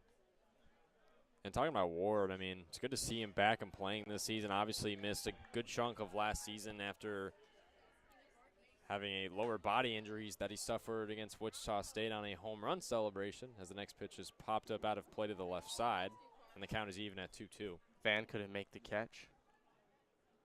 You'd like to see Patrick Ward get it out here. I mean, the velocity isn't crazy. He's a first baseman, so don't expect to see much, but I mean, be great to see him gain a little bit of confidence here. Get it out against the great hitting Dempsey. Pitch is delivered, that one fouled high again into the parking lot. Is that ball? Yeah, Ward's kind of a mixed bag. I feel like 5 hits, 2 earned runs allowed on the season with a walk. 3 strikeouts, though, so not too bad. 3.86 ERA, which I would say is pretty good, being that he is a two-way player, plays first base, as you said. Blows that one right by Dempsey for strike 3. Patrick Ward with the strikeout. It's number 4 on the year, and give him some confidence after that pitch. Great dirty slider. Great slider indeed. Good way from, I guess, good way from Dempsey to work up the count. He was ahead 2-0. Then he fouled off a couple, and then Ward just locked in and was able to blow that slider right by him, as you said, with Nelson now stepping in. Back-to-back sliders for Patrick Ward. Got Jarrett Nelson to swing. He's 1 for 2 on the day. A single and a strikeout swinging. As Patrick Ward gets set to throw the 0-1 count here. Stretches, delivers, and did he go? No, he did not. For the 1-1 count with 1 out. Here in the top of the 4th inning. Beautiful night here. Little bit windy. Not too hot, not too cold. Nathan, you've had your fair share of cold nights. I really have, although nothing will beat the cold of the very first softball game I called for FAU this year against Indiana, I believe, just about almost 2 months ago at this point. Well, a little over 2 months ago, I should say. That was absolutely brutal. I've had a couple of chilly baseball nights, but overall hasn't been too bad as we're now into mid-April, as it's starting to shape up weather-wise. 1-2 count, set. Outside from Patrick Ward. Make it 2-2.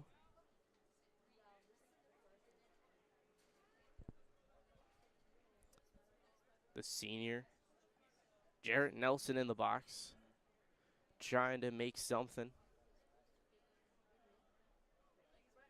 As Patrick Ward stretches, delivers that one outside, full count. 3 balls, 2 strikes, 1 out.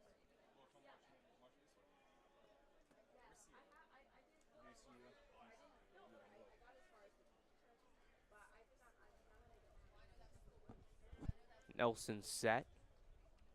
Ward is set. The delivery, that one high, ball 4, load the bases up.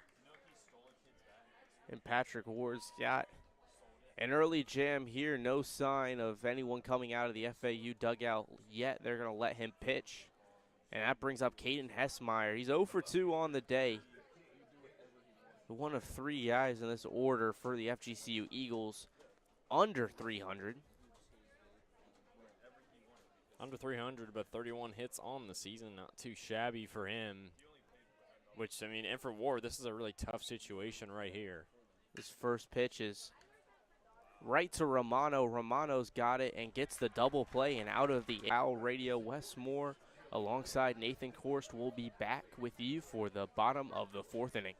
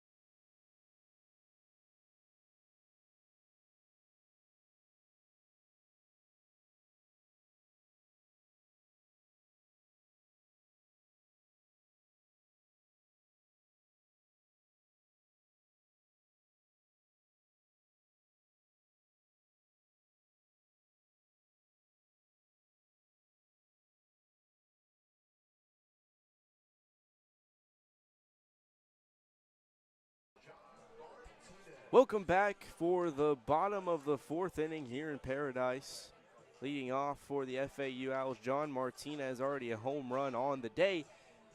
And the Eagles are putting in a new pitcher, Elliot Cadeau-Lenu. I don't know how to pronounce that name, Cadeau-Lenu. I have no idea. We're just going to try our best this entire broadcast while he's in. That ball's ripped into center field, but back to make the catch is Dempsey, as Cadeau-Lenu makes the first out on one pitch. And that brings up Eli Small, number 34 sophomore, 0 for 1 on the day for the FAU Owls. That was a tough F8 to Martinez on the first pitch swinging right there. Obviously, he had that two-run homer back in the bottom of the first. Yeah, he got every bit of that pitch, as that next pitch to Small goes in just a little bit, clips the corner for strike one, 0-1 count. Here early. Eli Small, 261 on the day. Watches the next pitch go outside. Eli Small delivered the walk-off hit in the third game of the UMBC series. He's been very solid as of late. I mean, really this season overall. Last played at Kentucky. Didn't play last season, though. Sorted Eli Small there for strike two.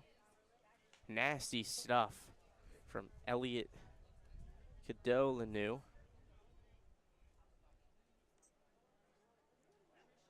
Eli Small for strike three. 2 outs. Here in the bottom of the fourth, very quick 2 outs. And that brings up one of the funnier things you'll hear in a baseball stadium, now batting the pitcher, Patrick Ward, as he's 0 for 1 on the day, and he managed to get out of a bases-loaded jam with the help of Nick Romano with the unassisted double play. He did. I mean, Ward just so valuable for being a two-way player. It's good, especially at the college level, to have guys that can play two positions. I mean, obviously, you know, at the MLB level, the professional level, it's even harder because you look at guys like, you know, Shohei Ohtani, I guess would be the best example. But Shohei's the only one to really be able to do it at a high level. yeah, but I mean, yeah, having Ward being able to do some semblance of that at the college level, very valuable piece for John McCormick. So he watches the first 2 pitches go by, strike one, ball one, 1-1 count here in Boca Raton.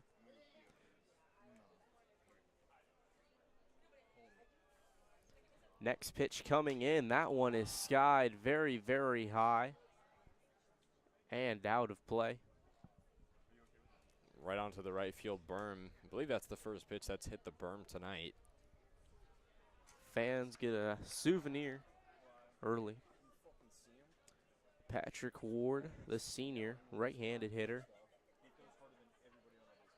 facing the left-handed Elliot Cadeau-Lenu. Cadeau-Lenu stretches, delivers. That one ripped foul on the same side by Patrick Ward. 1-2 count, 2 outs here in Boca. Home of the Owls.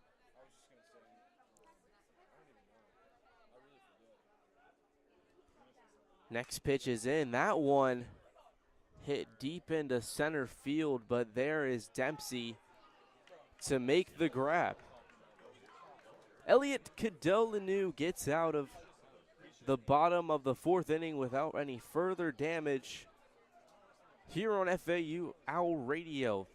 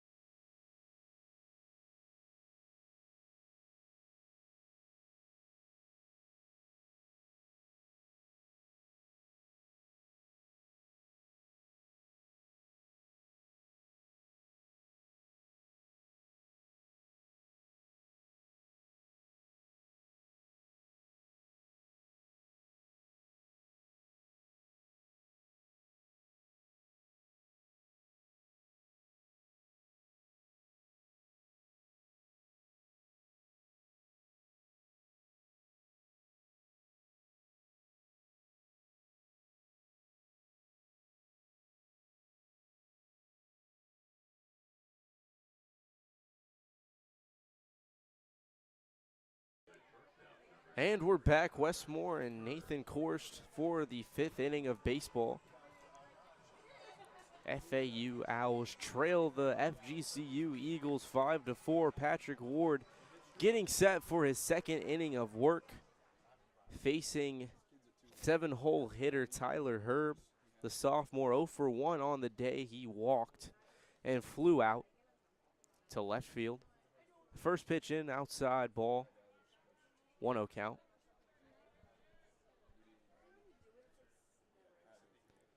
Second pitch in, that one grounded to short. John Martinez is there, gives it right to Eli Small at first for the first out.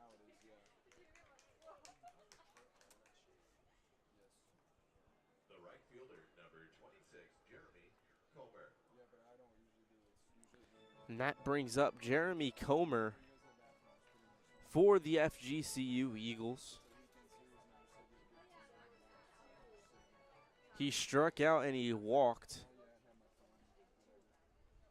He was at the plate for 2 wild pitches, though. As Patrick Ward throws the first pitch for strike 1.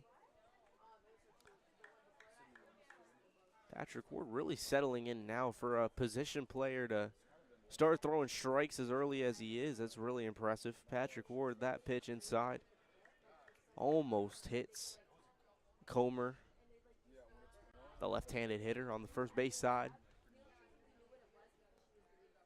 Funny how commentator Korst works, because the moment I said he was throwing strikes, he almost beans him with it. Next pitch is launched very, very deep, but in center field is Marshall Lipsy to make the grab. 2 quick outs in the 5th inning for Patrick Ward. So good damage control from Ward so far in this inning. Obviously, you mentioned earlier he was able to get out of a bases loaded jam in his last inning of work. So Ward showing some pretty good poise at the moment. That's really what you want a mid-inning reliever to do when you see your first pitcher go out. I mean, doing great stuff as he blows that first pitch right by Juan Santos for strike 1. Santos is 1 for 2 on the day with a single and flew out to the left field. 0-1 pitch is a weird little blooper, and John Martinez is unable to make the play as Juan Santos legs out an infield single. And that's going to bring up the top of the order, Wilfred Gonzalez. He's 0 for 2 on the day. He's a junior. Don't let that fool you. He's still batting .355 on the year. Right-hander.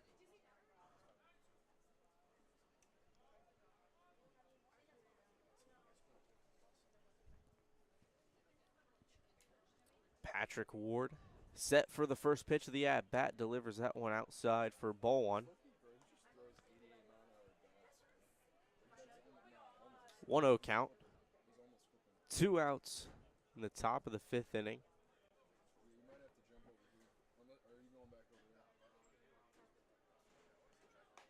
So that next pitch of the at-bat right down Broadway. For strike 1, 1-1. 5-4 if you're just joining us. FAU had 4 runs in the bottom of the first. FGCU followed that one up with 5 in the top of the second. The 1-1 pitch is grounded to the second baseman, Lopez, as he's going to get it to first for the 3rd out of the 5th inning. Stay with us. We're hoping FAU bats get hot in their bottom half.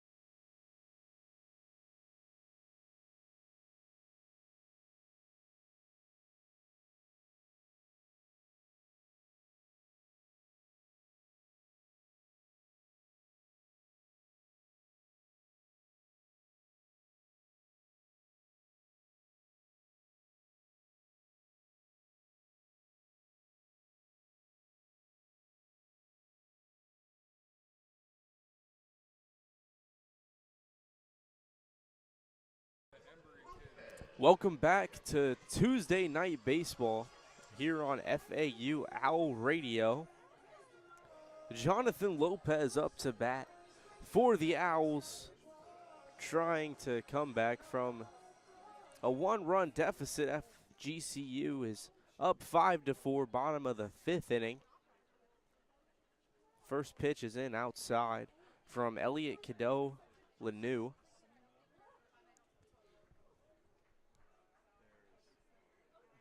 Cadeau-Lanoux, 1 strikeout, 2 wins on the year, 14 pitches total. As he blows that second pitch right by Lopez for strike 1. Great pitching early from Cadeau-Lanoux.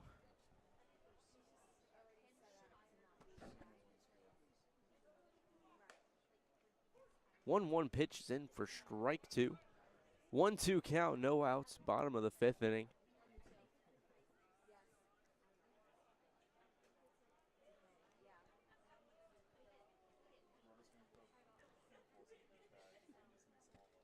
So 1-2 pitch.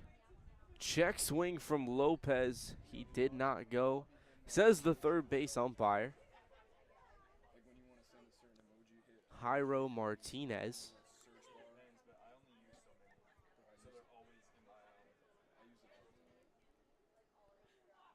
This is Jonathan Lopez skies that one into left center field. There is Dempsey to make the grab for the first out of the inning. It's been a tough couple of innings now consecutively for FAU. Another F8 there. That's their third F8 now in this inning and last inning combined. We haven't seen a base hit from FAU since, I believe, the first inning. It's just been tough sledding for the Owls ever since then. Brings up Marshall Lipsy, though, hit by pitch in the second and a single in the first. Good day of work, almost gets hit by that first pitch. For the 1-0 count, very much inside.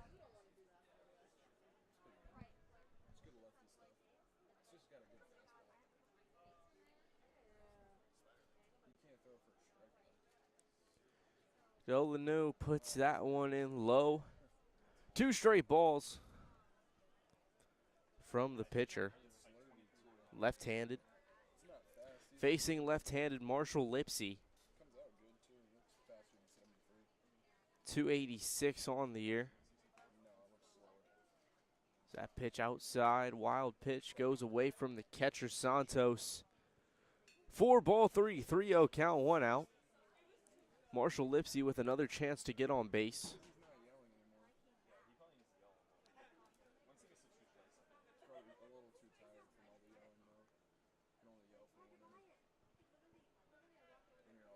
Set is Lipsy. Set is Cadeau-Lanoux as he pitches that one high, and Lipsy gonna take first on a 4-pitch walk. That brings up Kyle Boylston. You mentioned it early, Nathan, two-sport athlete, sophomore, 1 for 2 on the day, a double and a line out. Kyle Boylston, 289 on the year. Batting number 2, wears number 4. As he's set. But Cadeau-Lanoux decides to go to first to try to pick off Lipsy. 15 stolen bases from Marshall Lipsy. Only been caught stealing 5 times on the year. Scored 27 total runs as well when he's on the base path. As Kyle Boylston is set. He rips that one. Shortstop Herb is there. Puts it to first. Nelson double play. And that ends the inning for the FAU Owls. Kyle Boylston not happy at all about grounding into that double play. But we'll be happy if you stay with us here on FAU Owl Radio for the 6th inning.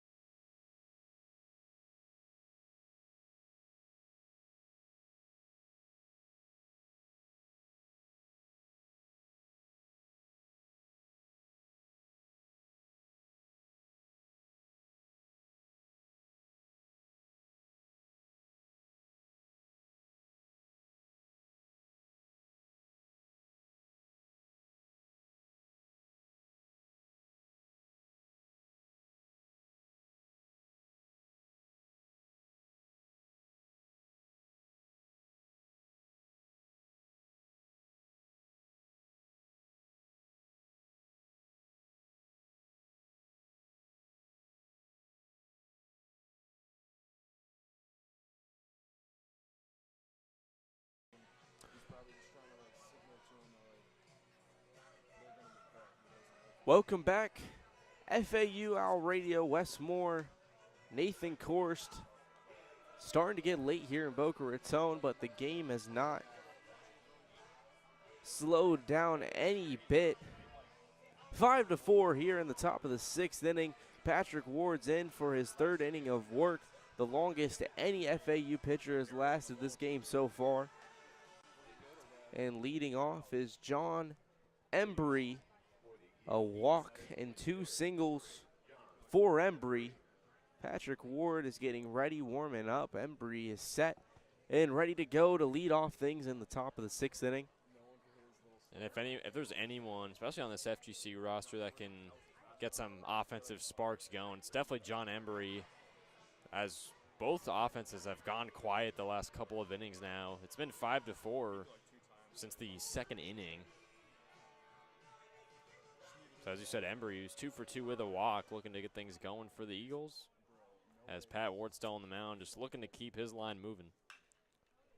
That first pitch is lifted very much high into left field, and there is Boylston to make the grab. 1 pitch, 1 out in the top of the 6th inning.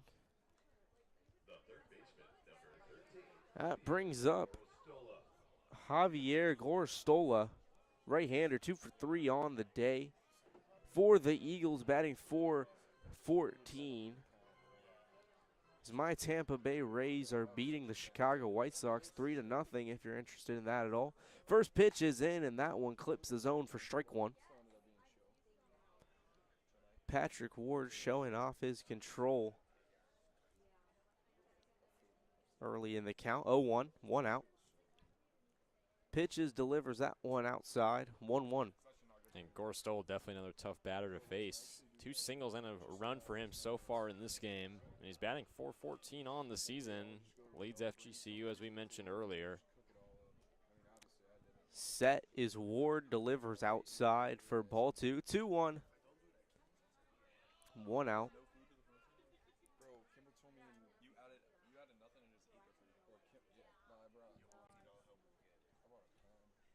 Stretches, delivers 2-1 into left field. Boylston's there to make the snag, but that looked dangerous coming off of the bat of Gorstola. Really did, but Boylston, great play right there, just neatly just took a knee down and was able to squeeze that one, and it's now 2 gone. That brings up Evan Dempsey, the center fielder, for the Florida Gulf Coast University Eagles. 2 for 3 on the day, batting .376. Left-handed hitter. A double, a single, and then a strikeout.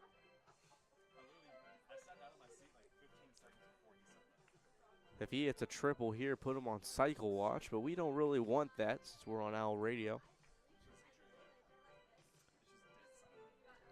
Yeah, a good day for him so far as well. 2 RBIs, 2 hits. One of those being a double back in the first. The umpire, home plate umpire for the day, Sean Cassidy, goes to split up the third base meeting. And shout out to the other 2 umpires, first baseman Dario Rivero and the third base umpire Jairo Martinez. As Patrick Ward is set to face his 9th batter since pitching in this game. Patrick Ward stretches, delivers. That one's outside for ball 1. 1-0 count.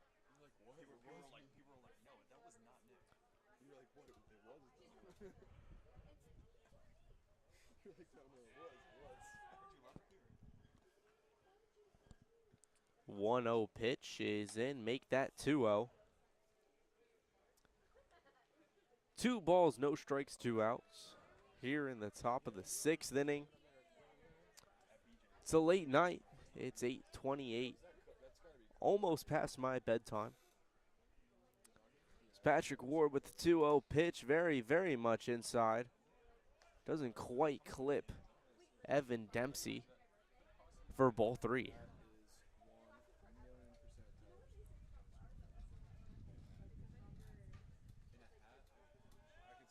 Ward stretches, delivers right down Broadway. Strike 1, hitters count 3-1.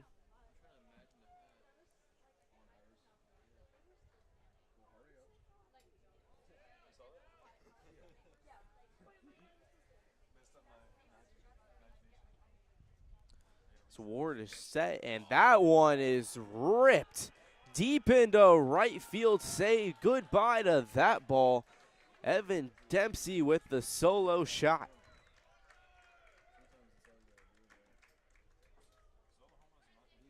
Well, finally we get some noise from the bats here in the top of the sixth, something we haven't seen since inning number 2, of course. And right after that home run, Pat Ward's going to get pulled. I mean, you expected him to have a short leash. I mean, he's going into his 3rd inning of work, and he's a pitcher that doesn't exactly pitch high volume innings, so you knew they'd have someone ready warming up. But we'll be back with you on Owl Radio after this break.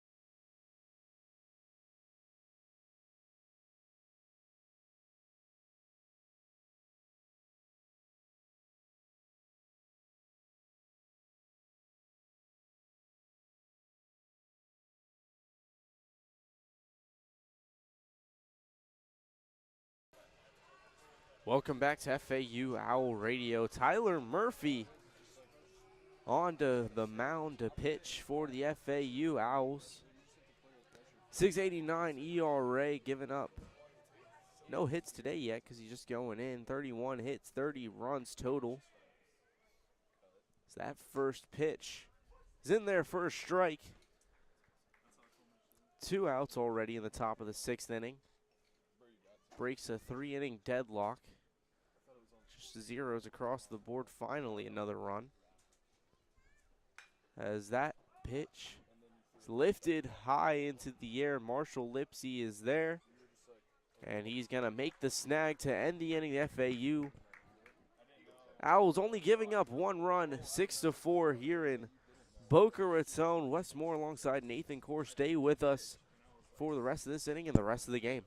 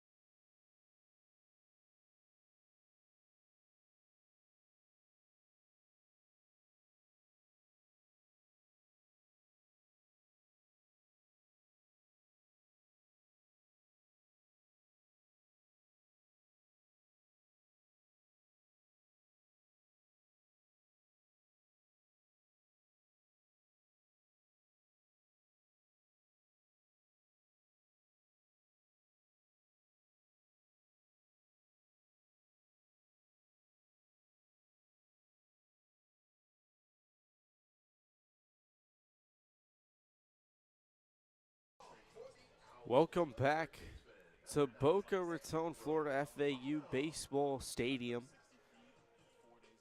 The FGCU Eagles bring in Jordan Vera to pitch for them, the right-hander. Only one inning of work, 2 Ks and 1 walk in that inning. To face the 3-hole hitter, Nick Romano, redshirt senior, 0-2 on the day. Strikeout looking, and a pop out. Ready to face his first pitch from Vera. As that one is high and outside for ball 1. FGCU with a 2-run lead here in the bottom of the 6th inning. It's 6-4.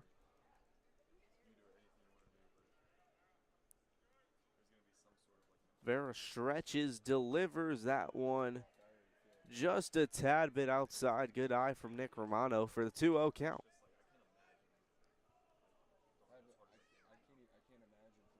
Romano, then after him follows Collier, Patton, Martinez. Jordan Vera gets set to throw the 2-0 pitch, delivers that one high. Very aggressive frame from the catcher Santos, but ball 3, 3-0 count for Romano. How great would it be for the Owls, Nathan, if he can pull off a walk here?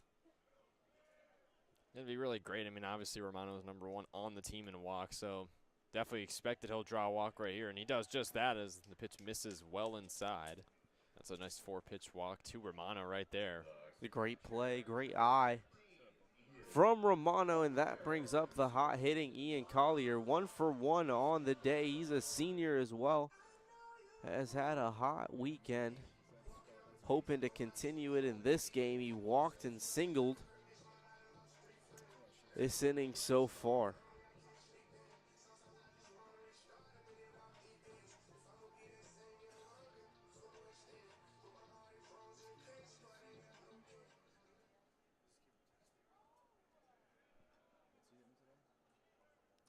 Vera set, delivers that pitch low for ball 1. Vera having some early control issues.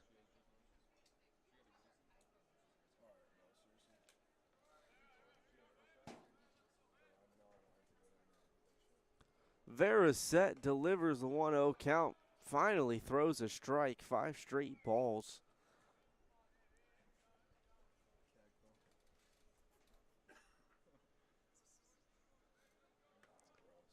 Jordan Vera gets set. Tries to pick off Romano. And they're going to call a balk and just give Romano second base. And just like that, FAU's got a guy in scoring position. Well, that's our first balk of the game. You don't see that too often.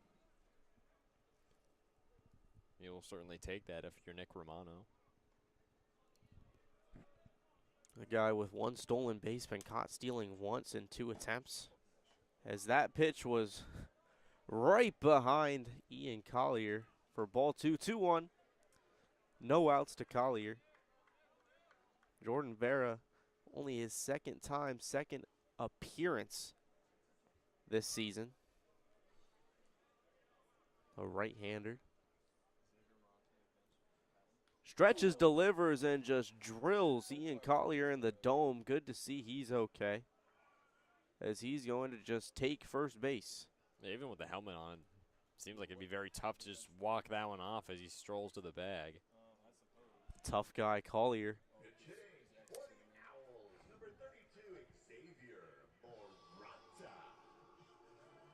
And now you get Xavier Maranta pinch hitting in Brett Patton's place here in the 5-hole spot.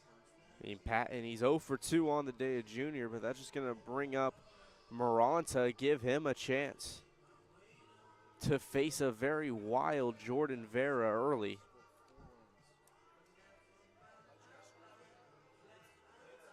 FAU is down 2, but has 2 runners on late as that pitch is low.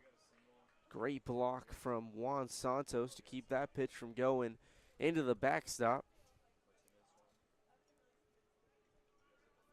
And looking at Maranta on the season, 20 appearances, 10 starts for him. We saw him in game 1 against Memphis, where he went 0 for 1 at the plate. As Vera finally gets set, throws a strike. 1-1 count, no outs yet.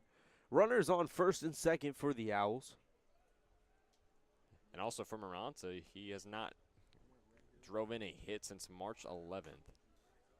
Is that next pitch high? For ball 2, you just mentioned it. Maranta looking for that key RBI in a game that's honestly pretty close. A lot of people wouldn't have expected it to be. FAU hanging in there. That next pitch in for strike 2, 2-2 count, no outs. The one thing you don't want is a strikeout here. Maranta trying to avoid that. The senior, experienced player for the FAU Owls. As Vera set, delivers, that one's inside. Blocked. Come on, X, bring him home. By Santos. That ball was destined to the backstop as well. Full count to Xavier Maranta. Jordan Vera is set. Gets the sign, checks Romano. Delivers that one low. Ball 4. Load up the bases for John Martinez. I mean, probably the worst player you could load the bases up for. Martinez with that 2 RBI shot earlier. Which, I mean, what a hit that was back in the first inning. Just teed right off to left field. Just an absolute no-doubter. Blistered that ball. Over the left field wall, there's some action in the FGCU bullpen, as I believe we're going to have a pitching change here. Waiting to be 100% sure for you guys. Maybe it's just a mound meeting from the pitching coach for the FGCU Eagles. I think this is just a mound meeting. Coaches all wear the same thing as the manager for the Eagles, so it's a little hard to recognize. Yeah, for sure. There is action in FGCU's bullpen, but yeah, this will not. No, it is going to be a. No, it is going to be a pitching change. Had a nice long conversation. But we'll be back with you here on FAU Owl Radio. Here in Boca Raton, Florida, West Moore, alongside Nathan Korst.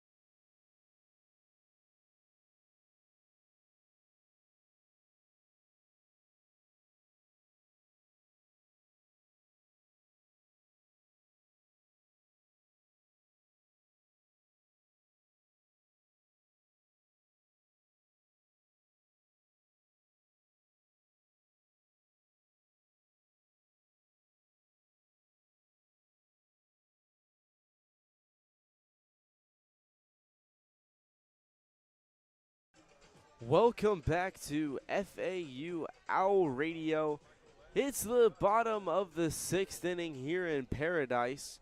FGCU, after Vera loaded up the bases, they're going to bring in Ashton Pokel to play some damage control. He's a infielder. No, he's not. He's a right-handed pitcher. I saw that wrong off of your sheet.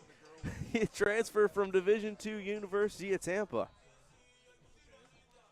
Yes, he did. He's appeared in 11 games so far. He's got 2 saves. Saw him last Friday in the loss to Jacksonville for the Eagles. Pitched over an inning in that game. 3 hits, 1 earned run, 3 strikeouts for him. And now Martinez stepping up with the bases loaded, as mentioned before. And Martinez, I mean, his first hit was a home run, and his fly out in the 4th was a rocket as well. So, guy seeing the ball well, sophomore, 1 for 2 on the day, batting .317 on the year, is up to bat again. Facing Pokel. Ashton Pokel with the pitch, and dirty slider gets it right by John Martinez for strike 1. You can tell with some swing sometimes just how bad a player wants it. Martinez wanted that one so badly. Just couldn't make contact. So Martinez is set. The pitch is in, and that ball clips the top of the zone. Check swing from Martinez. But umpire tells him, yes, it is a strike. For strike 2, 0-2 count. Strikeout would be huge here for the FGCU Eagles. That one right down Broadway, strike 3. John Martinez just watches that one go right by. And that brings up the first baseman, Eli Small, left-handed sophomore, 0 for 2 on the day. And I mentioned it in pregame that the bottom of the order for the FAU Owls is going to have to play well to beat the Eagles, and they're not hitting very well today, just 1 hit in the game total. So that first pitch goes in outside for ball 1. Eli Small, definitely a decent guy to have at the dish, but definitely a sigh of relief that you're able to set down Martinez, a player of his caliber. Eli Small watches the pitch and fouls it off. No, he doesn't. I thought I heard a bit of a clink of the bat. I'm hearing things. 2-0 count. Let's get into that kind of night. Not as late as the hockey broadcasts, as those can go into 1 a.m. as that pitch goes in for strike 1, 2-1 count, 1 out. Yeah, Nathan, if you ever want to join a hockey broadcast, get to stay up till 1 a.m. way past your bedtime. If I was more into hockey, maybe I would. As the 2-1 pitch is fouled off, make it 2-2 for Eli Small. Even a fly ball makes it a run. I mean, FAU just needs to look for contact here. That is true. Worst case, you get a sac fly. Just got to do anything you can to try to cut into this 2-run deficit. Stretching, delivering. That one's ripped down the third base line. Incoming is Romano, and Collier's going to follow. FAU ties this game up after an Eli Small single. Mr. Clutch himself. Well, how do you do Eli Small? Able to tie this ball game up. You bring Romano and Collier home on that 2 RBI. Just ripped it right down the third base line. I mean, couldn't ask for much better location than that in terms of where to hit the ball in that situation. Nonetheless, I mean, that's as good as you could have asked for. Now you get Pat Ward stepping in, who is very capable himself. Patrick Ward with runners still in scoring position. That's Maranta. Watches the first pitch go by. Strike 1, 0-1 count, 1 out. Tie game in the 6th inning, 6-6. 10 hits for the FGCU side, 5 for the FAU. Ashton Pokel gets set, delivers that one right down the middle of the plate for strike 2.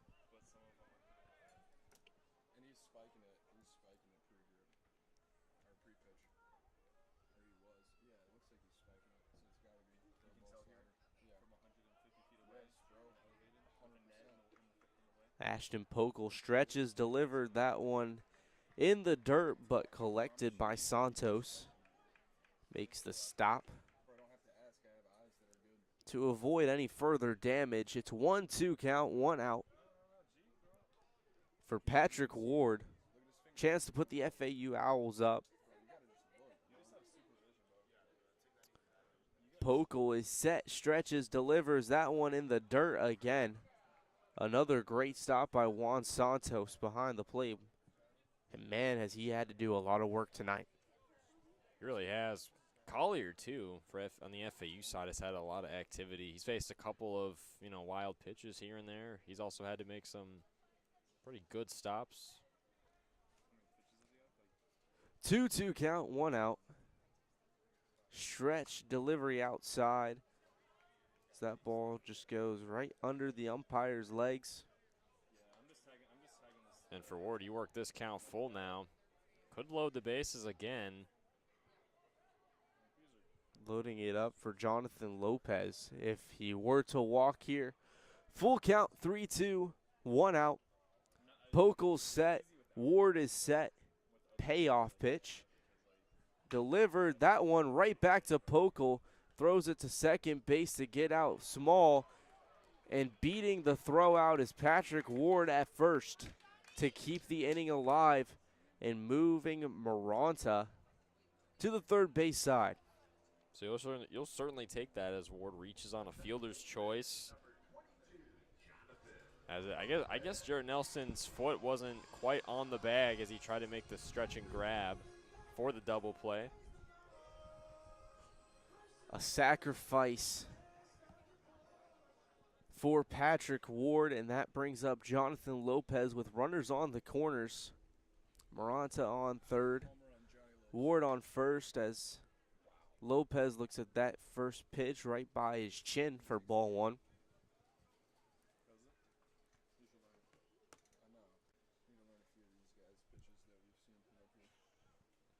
Ashton Pokel is ready, delivers the next pitch, and Lopez fouls that one back. In case you're interested, a Miami fan, Miami's up 54-52 at the half in the NBA play-in. And to just make myself happy, because I'm probably the only Rays fan on this broadcast, they're up 4-3 against the White Sox. The 1-1 pitch is set, goes high, 2-1. Jonathan Lopez. Nathan, I know you're a Timberwolves fan, 6 seed, I believe, in the NBA. Timberwolves will be but will be playing the Denver Nuggets for the third time in the last few years now in the playoffs. That pitch is fouled. Now on the first base line. 2-2 count for Jonathan Lopez. We all know the NHL playoffs is better than the NBA playoffs, but believe what you want. We're here for baseball. Well, I mean, when you have a series like Wolves and Nuggets, the way that's been going the last couple of years, some really cinematic Game 6s, Game 7s for a couple of years, I feel like that alone could put NBA over NHL, but who's to say? The 2-2 pitch is low and in the dirt, and running into second is Patrick Ward. You can't fight in the NBA, you can fight in the NHL. So let's just say that. 3-2 count, counts full for Jonathan Lopez. Runners on second and third. Pokel is set for the payoff pitch to end this inning. Blows it right by Lopez. Dirty slider. As Pokel gets out of the inning, only giving up 2 runs. We'll be back on FAU Owl Radio.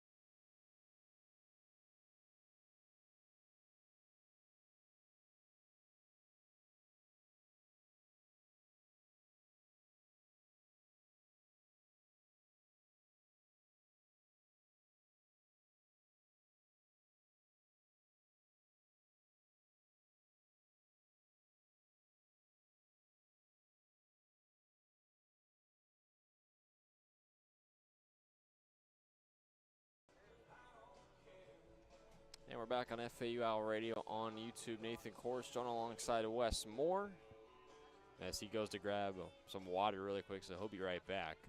But we will head to the top half of the 7th. Florida Atlantic and FGCU doing battle here, tied 6 runs even as the first pitch from Tyler Murphy to Caden Hessmeyer paints the black for strike 1. Next pitch chopped over the third base line, goes foul in the count 0-2 early on Hessmeyer, who is 0 for 3 on the night.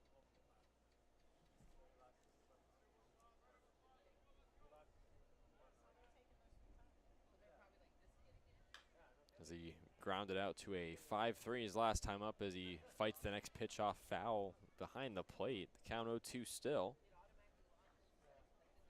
with Tyler Herb waiting in the on-deck circle. And the next pitch paints the black for strike number 3 as Hessmeyer will look on that one. A backwards K. And now Tyler Herb will step up to the dish. As Tyler Murphy delivers his 27th strikeout of the season. The shortstop Herb stepping in now, 0 for 2 with a walk. Grounded out to a 6-3 his last time at the dish as he takes ball 1 down low.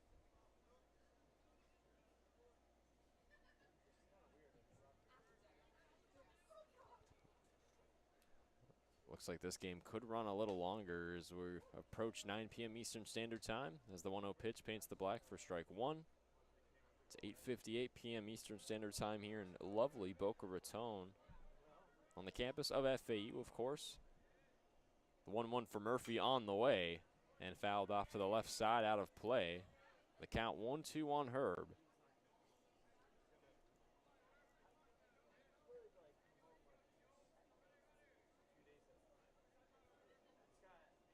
Murphy 1-3 record on the season so far. 32 total innings pitched as he deals his 1-2 offering, misses out and away, and the count is even. 27 strikeouts to 18 walks for Murphy on the season. The senior righty from Palm City. As the 2-2 is swung on, fouled off out of play to the left side. Tyler Herb now stays alive, still even 2-2 the count. It's been 6 runs on 10 hits for the Eagles tonight. 8 players left on. As the 2-2 offering from Murphy misses inside, and the count is full 3-2. And for FAU, 6 runs on only 5 hits, with only 3 runners left on tonight. Owls batting .238 in this one. The 3-2 laced down into left field, but flies out right to Kyle Boylston out and left for out number 2. So a backwards K from Hessmeyer and an F7 to Tyler Herb. As Jeremy Comer steps in with 2 gone, nobody on, top of the 7th, tied 6-6.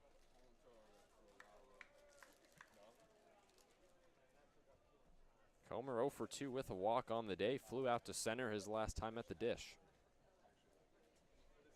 As Murphy looks to keep the line moving. As his first offering misses downstairs, and that's ball 1.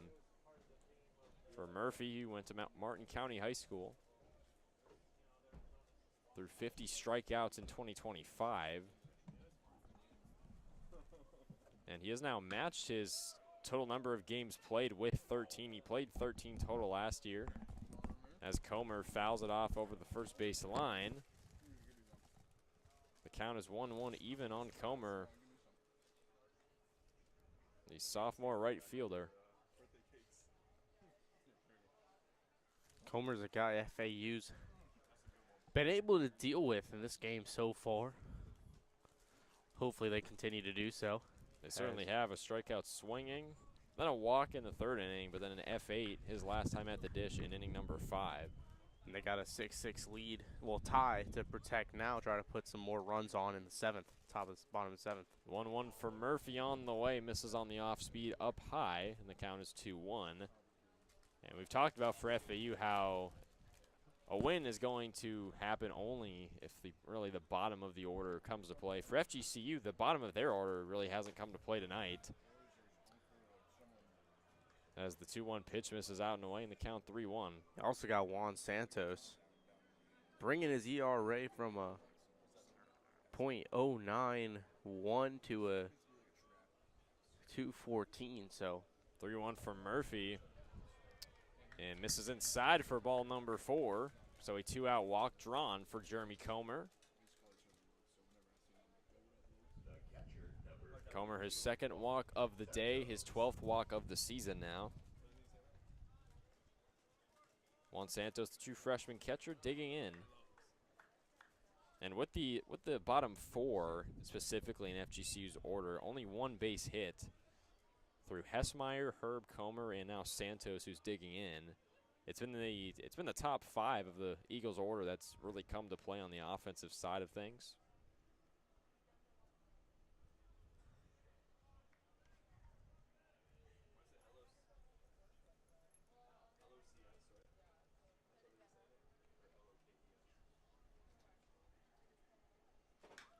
One-0 pitch on the way, chopped foul over the third base line, and the count even at 1-1.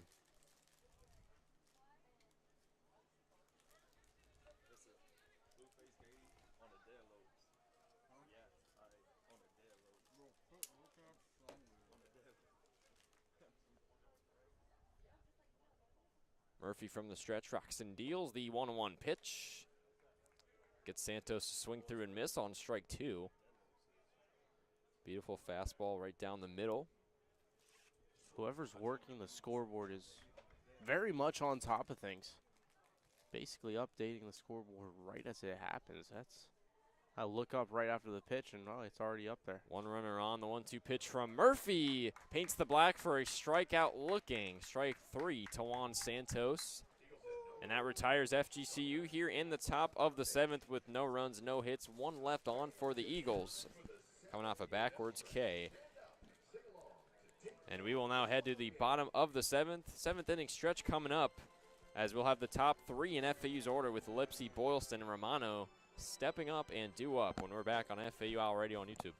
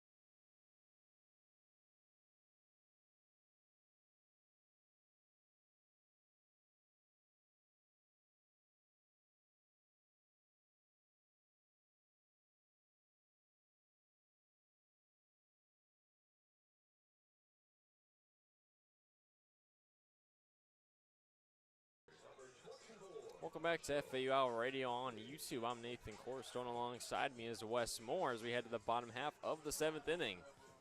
FAU and FGCU tied 6-6 with the leadoff man Marshall Lipsy digging in now, 1 for 1 with a single and a run that he scored back in the first inning. Was walked his last time up to the dish. as FGCU has put on a new pitcher, redshirt sophomore righty Preston Rogers now on the hill as he finds the zone for strike number 1, his first offering to Marshall Lipsy. Rogers, 13 appearances on the mound, 7 starts this season with 1 save. Deals his 0-1 pitch. Finds the zone in the off speed up high, and the count is 0-2 early on Lipsy. It's a beautiful pitch from Preston Rogers. That was pretty great. Just some perfect off-speed action right there. So a chance to set the leadoff man down here. Rogers from the stretch. Kicks and deals the 0-2 on the way. And gets Lipsy to swing right through and miss. So that is a 3-pitch strikeout to Marshall Lipsy. But you want your guy who you can trust to get out of innings. I mean, it's Preston Rogers, 3.38 ERA, 3.3 win-loss, 21 innings pitched on the year. Definitely a guy you would like in, experienced on the season. FAU got to put some runs up. They got this inning and next to try to end things. Left fielder Kyle Boylston digging in against the righty Rogers now. Boylston shows bunt, bunts this one high into foul territory, and it'll stay foul as it drops into FGCU's dugout for strike 1. You don't see that very often, seeing a bunt go that high. For Boylston, 1 for 3 on the day so far. Grounded out to a 6-4-3 double play his last time at the dish. But this time around, he has nobody on first to ground out to a double play too. Boylston, much like Lipsy, scored a run, or had a run scored back in the first inning, although Boylston doubled instead of singled.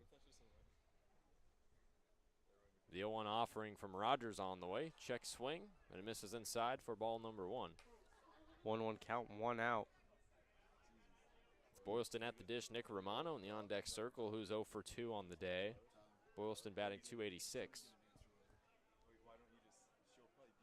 Tied 6-6, bottom of the 7th, 1 gone. Rogers kicks and deals. This one swung on, gets right through for a base hit down left field. And Kyle Boylston knocks in a 1-out single standing up. Puts a runner aboard for the Owls. That brings up Nick Romano. He's 0 for 2 on the day, but 0 for 2 with a walk and a run, though. You can always trust him to try to get on base and try to get something going for the heart of the order for the FAU Owls. Walk and a run, both that he got his last time at the dish. Romano, FAU's walk leader, of course. At 21 on the season as Rogers checks Boylston over at first. He's back in time.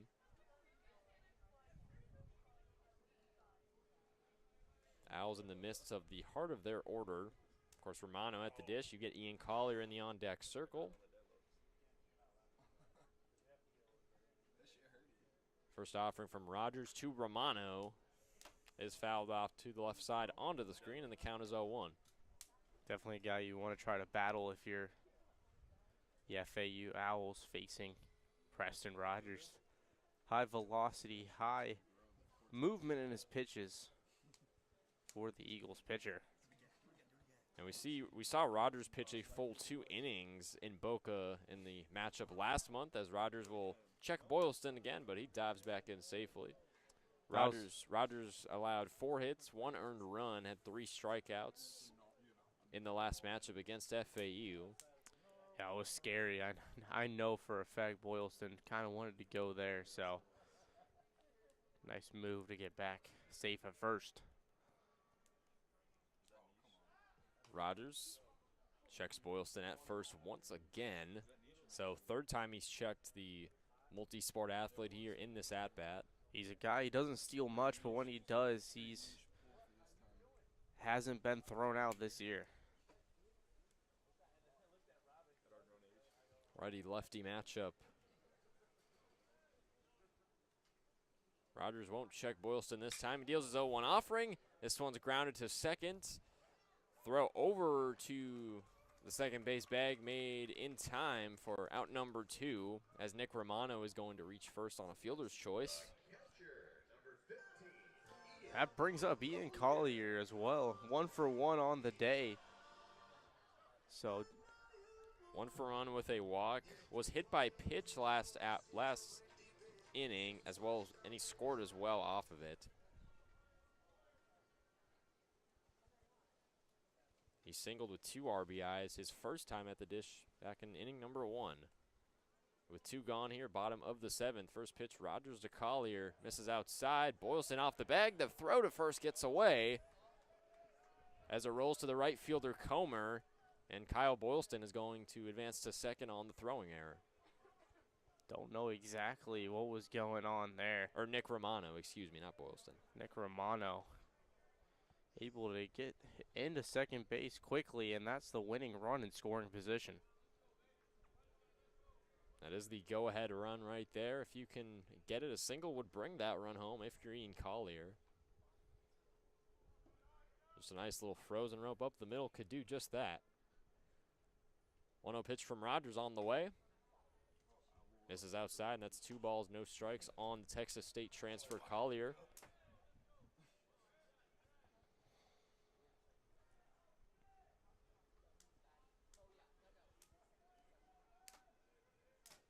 It's an absolute masterclass of a weekend for the Plano, Texas native Collier. As Rogers deals his 2-0 pitch, and it's a called strike 1 down Broadway. As mentioned before, 7 of 13 at the plate with 6 runs, 6 RBIs, 3 homers, 3 walks in the 3-game series on the road against Memphis for Collier. 2 of those home runs came in the Game 3 victory on Sunday. As the next pitch is fouled off to the right side onto the berm. And we will now go at a 2-2 even count for Collier. It's deuces wild to be specific. 2 balls, 2 strikes, 2 outs.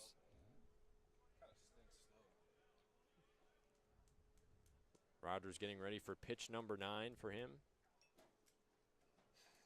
3-3 record on the season. 1 hit allowed, 1 strikeout so far here. The 2-2 from Rogers now on the way. And Collier will fight this one off to the right side to stay alive. Nice little battle here in the bottom of the 8th inning. Ian Collier desperately trying to put his team on top, and Preston Rogers trying to protect the draw going into the 9th. Definitely just looking to keep the line moving if you're the Eagles. As Rogers is now set to go, big pitch coming up. Here's the 2-2 once more to Collier. And he's going to miss outside, and the count is full, 3-2. Payoff pitch upcoming. Big payoff pitch indeed. 2 gone. Romano standing in at second in scoring position. All Collier needs is to rope in a single to bring the, what would be the go-ahead run home in Romano.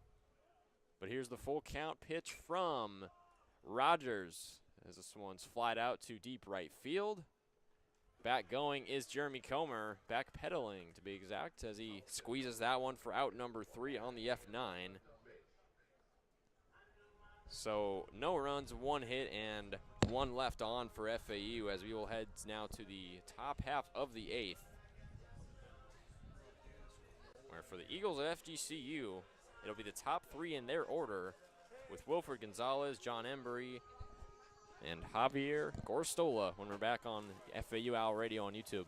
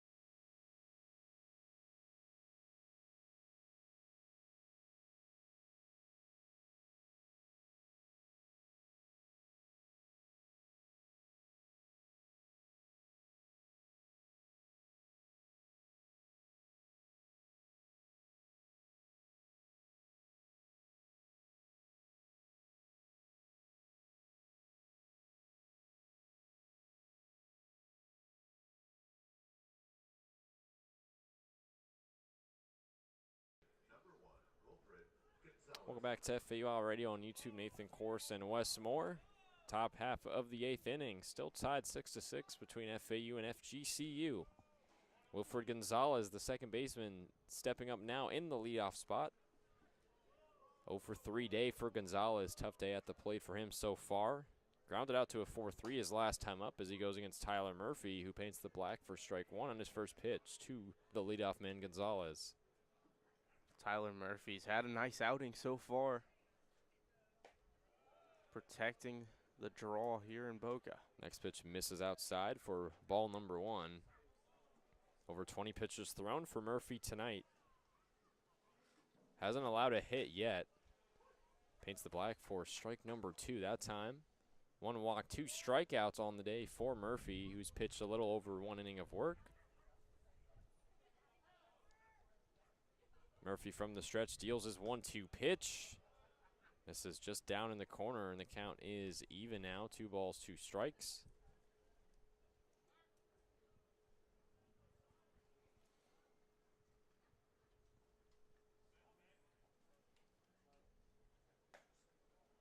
Next pitch misses inside, and the count is now full at 3-2 on Gonzalez. So big payoff pitch upcoming here. No runners on, no gone, top of the 8th. Here's the 3-2 from Murphy. This one's chopped just in front of the plate. Looks like it hit Gonzalez possibly in the leg as he's limping off home plate. He's definitely going to need a second to get his bearings.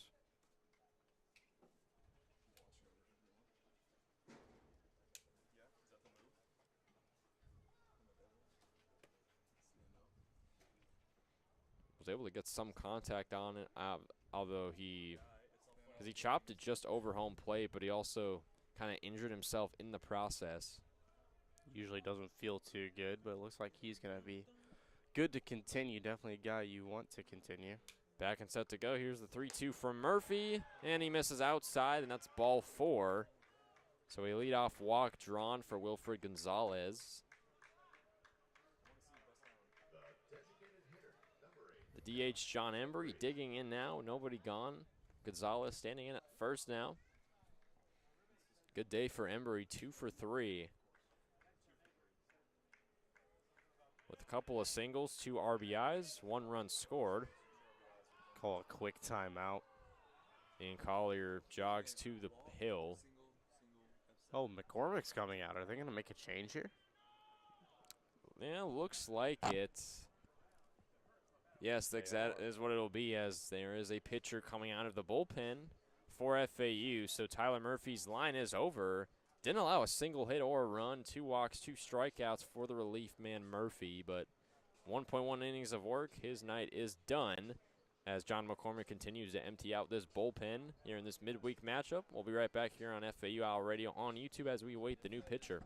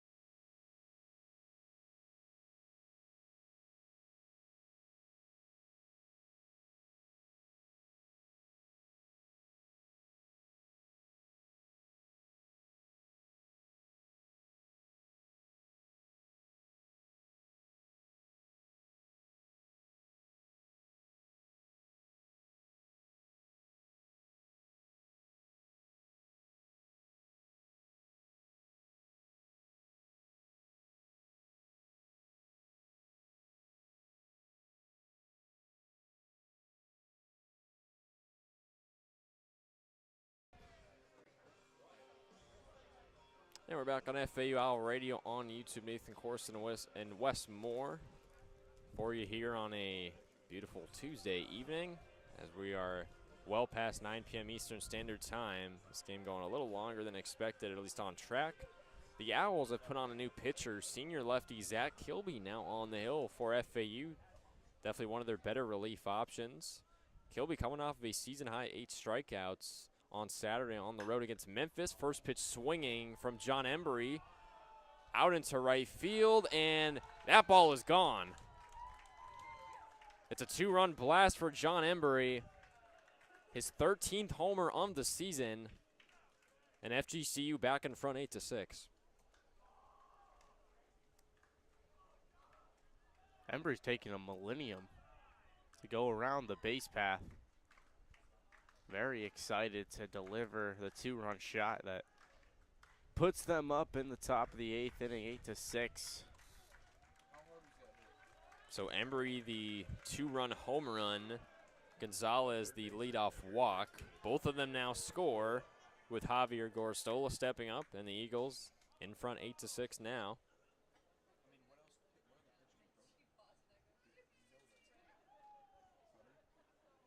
Second home run of the game for FGCU after Evan Dempsey had that solo shot back in the 6th inning as the first pitch to Gorostola is fouled off for strike 1. 14th appearance on the mound for Kilby this season. He's got 1 save so far. Pitched 5 innings of work as the 0-1 pitch misses down away. The count 1-1 on Gorostola.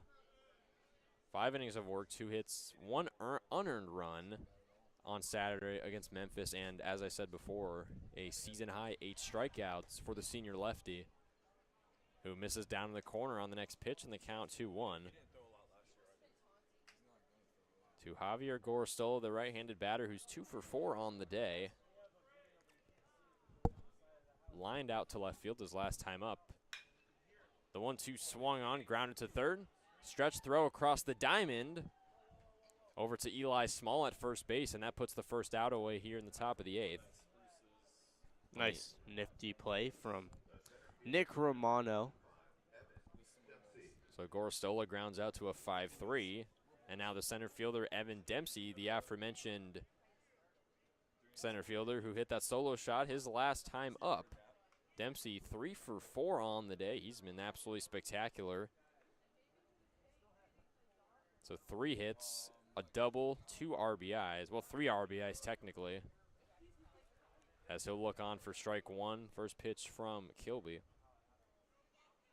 Dempsey at the dish. Jared Nelson in the on-deck circle. The count 0-1 on Dempsey. Kilby from the stretch. Kicks and deals. And a big swing and a miss. Strike 2 from Evan Dempsey.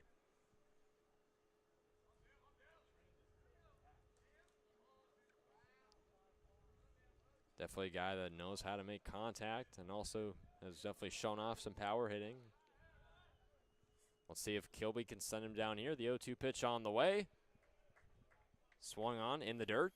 Collier throw over to Eli Small at first, and that's 2 gone here, top of the 8th. I mean, besides the home run, I mean, Zach Kilby hasn't been that bad. 2 quick outs after the nuke to right center field. Jared Nelson, the right-handed senior, steps in. 1 for 3 on the day for him. Flew out to center his last time up. Check swing on the first pitch as it skips in the dirt for ball 1 from Zach Kilby.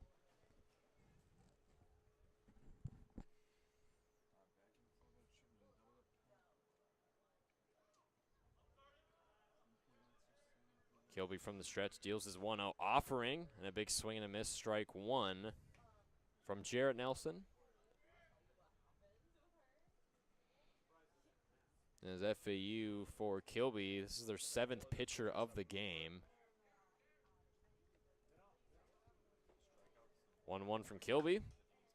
Swung on in line foul over the third base line, and the count now 1-2 as Kilby will look to get out of the inning. And obviously it's a midweek matchup, so would expect FAU to go fairly deep within their bullpen.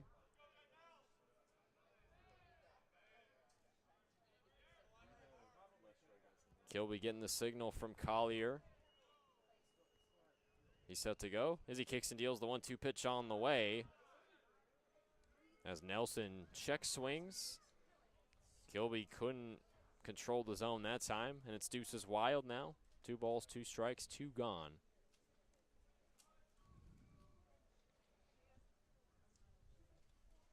The lefty Kilby against the right-handed Nelson as the next pitch is fouled off behind the stadium just on top of our tent. Almost died. I mean, there's a really tight window where if a foul ball is hit just perfectly, a little pop-up, it could hit back here, but that would be very rare. A 2-2 offering from Kilby misses up in the corner, and the count is full with 2 outs, so massive pitch upcoming for the senior lefty.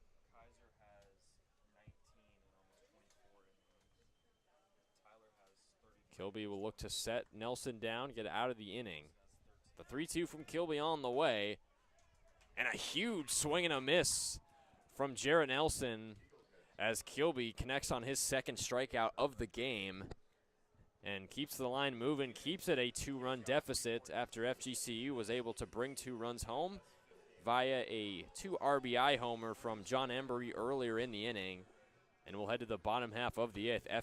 FAU in a 2-run hole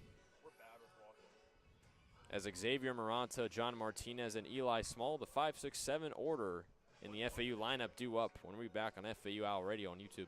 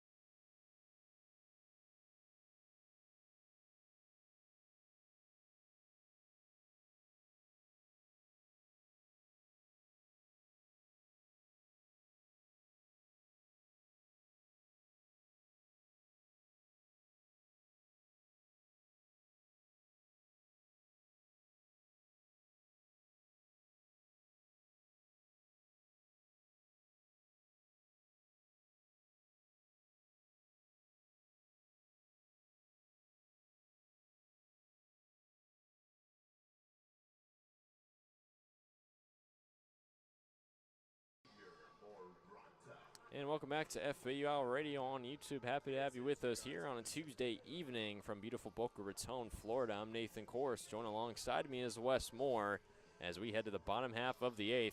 Florida Atlantic with a little bit of work to do, down 8-6. And Xavier Maranta steps in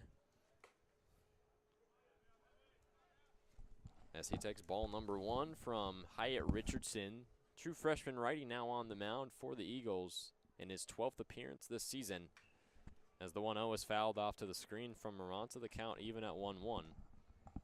Richardson pitched 1.2 innings last Friday against Jacksonville. Allowed 5 hits, 3 earned runs, 2 walks. Did have 4 strikeouts, however, as Maranta lines the next pitch foul off to the left side onto the berm. And Maranta now behind 1-2 in the count. No runners aboard, nobody gone. Richardson, the 1-2 pitch, and that's a strikeout looking on a beautiful fastball down Broadway to Xavier Maranta. Blows it right past him, and that's 1 gone early here, bottom of the 8th. It's a beautiful pitch from Hyatt Richardson to strike out Maranta. I mean, Maranta, 0 for 1 senior, trying to get his reps in, but in a spot where FAU needs runs, he was unable to provide. First pitch from Richardson to John Martinez, misses outside for ball 1. Martinez, 1 for 3 on the day, struck out looking his last time at the dish. Korst homered, brought 2 runs home back into the first inning. Next pitch called strike 1 from Richardson to Martinez. And the count 1-1 on the shortstop. Richardson kicks and deals the 1-1 pitch on the way. Check swing. It paints the black for strike 2. So Richardson working fast here in the bottom of the 8th, just trying to get his Eagles to the top of the 9th for trying to get some much needed insurance, as Martinez will swing through and miss for strike number 3. So a 4-pitch strikeout from Richardson to Martinez, and that's 2 gone here. Backwards K to Maranta and a forwards K to Martinez, with Eli Small stepping in. 1 for 3 day for Small, as he check swings on the first pitch and misses downstairs for ball 1. Small, a 2 RBI single his last time up. Or eventually he was cut down at second base, as he takes ball 1 outside of the zone. Or ball 2, excuse me.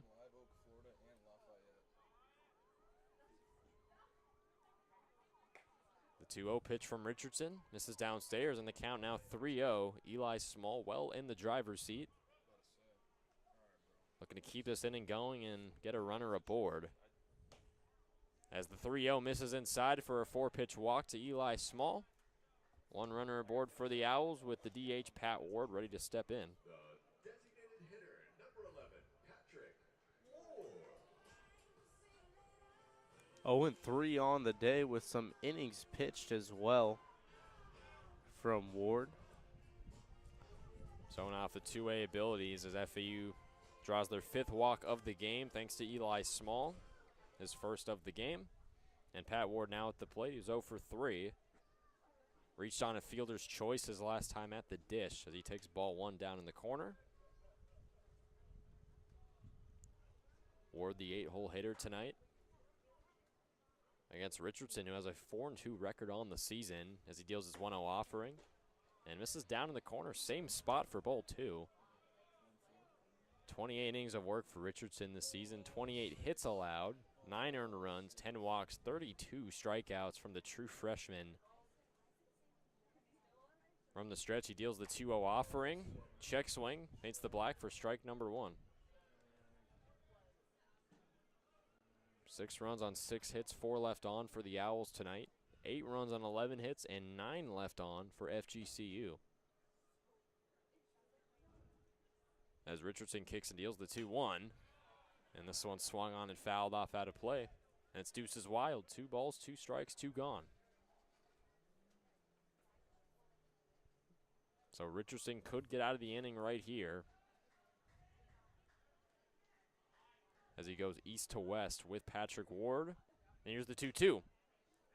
As Ward will foul this one off to their dugout. Ward stays alive.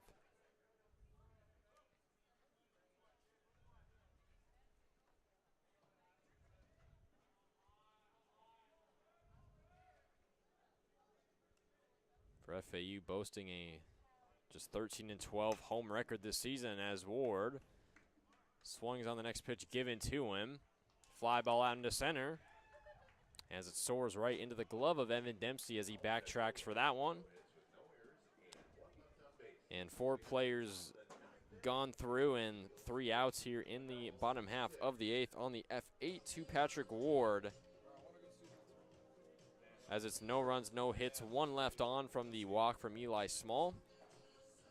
And now FGCU will go to the top of the 9th, up 8-6, as they'll look for some much-needed insurance. We'll be right back on FAU Owl Radio on YouTube.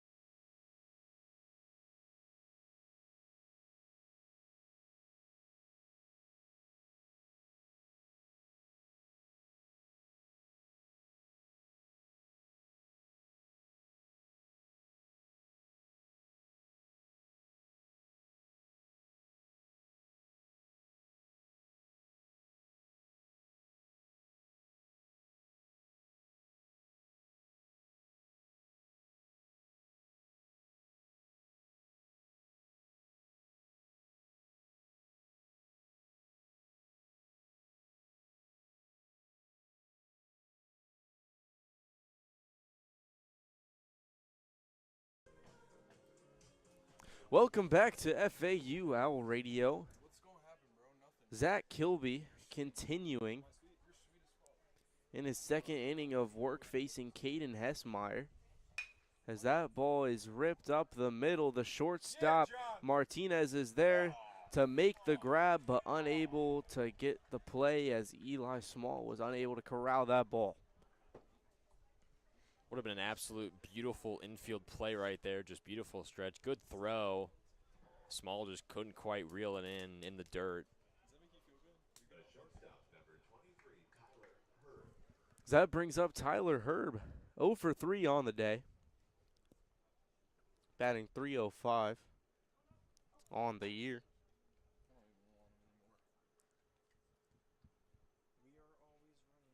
I could use some caffeine. Would be wonderful. And we're going to have a pinch runner here. Number 12 for FGCU. Nathan, if you could pull that up real quick. That is Drew Seidel, the redshirt junior from Palatine, Illinois. Went 4 for 8 with a run in the Jacksonville series this past weekend, so got plenty of time at the plate, and now he gets some time here running the bases. Speedster for Tyler Herb. Sophomore left-hander facing senior Zach Kilby. As he bunts, lays that one down. Kilby's just going to get the out at first. Oh, my gosh. That was not a good throw. And Eli Small is a little injured after he almost did the splits trying to tag the first base bag. I know that did not feel good. Yeah, I mean, gymnastics just aren't for everyone. Small tried it right there. Got to admire the effort. Looks to be okay. He's going to stay out there. Trainer, walk back to the dugout. Small's going to walk back to his positioning. And that brings up Jeremy Comer for runners on first and second for the Eagles. It's Con Knipple, who does not deserve Rookie of the Year. Hit a 3. They're playing game. Zach Kilby, ready for the 0-0. Delivers the pitch, strike 1. Jeremy Cormer and the FGCU Eagles trying to play some small ball here.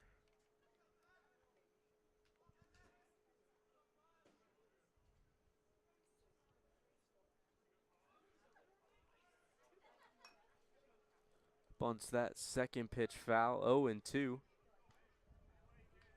for Cormer.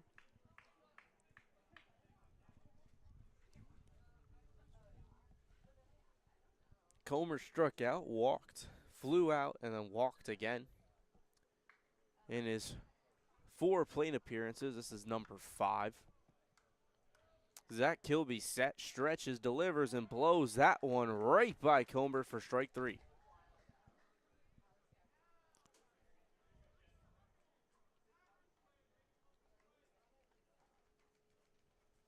So good way to set the first out down of the inning. Just need Kilby to have command and just able to blow pitches right by him like he did with Comer right there.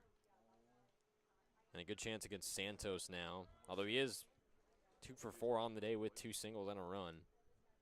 A single, strikeout looking, and a fly out for Santos. About to be his 5th at-bat of the day. Zach Kilby.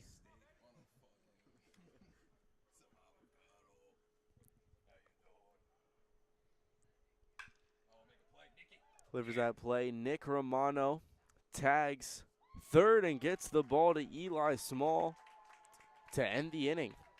That's the top of the 9th going into the bottom. FAU down 8-6. Here in beautiful Boca Raton, Florida on FAU Owl Radio, I'm Wes Moore alongside Nathan Korst. Stay with us.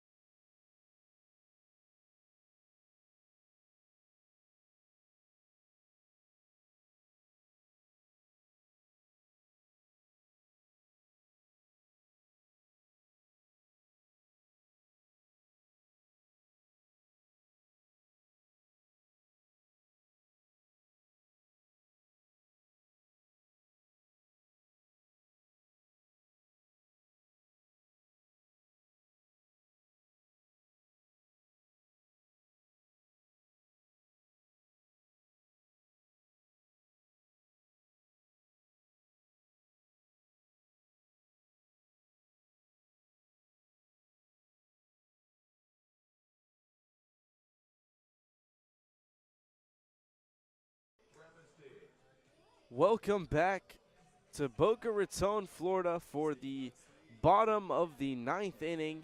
8-6 score, new pitcher, new hitter for both teams. Ryan Rushing stepping into pitch for the Eagles, and then pinch hitting for the Owls is TJ Gramesty.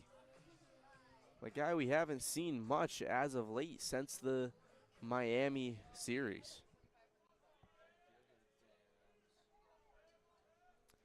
First pitch from Rushing is in outside. Rushing, a junior lefty from Bradenton, formerly played at Indiana. This is his 9th appearance on the season. Briefly pitched on Saturday against Jacksonville.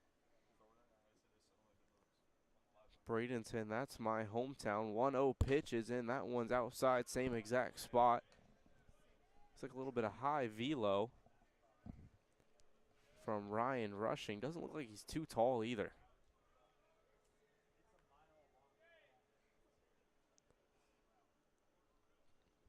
Ryan Rushing, set, delivers, same spot, 3 straight balls, 3-0 count. And for Gramesty, 23rd appearance of the season. 1 for 4, 1 RBI, 1 double just 2 days ago against Memphis. Went 3 for 8 in that series, had 2 RBIs, 2 runs. So 3-0 pitch is in. That one's high outside. 4 straight balls to lead off the bottom of the ninth inning. And representing the tying run to the plate is Marshall Lipsy.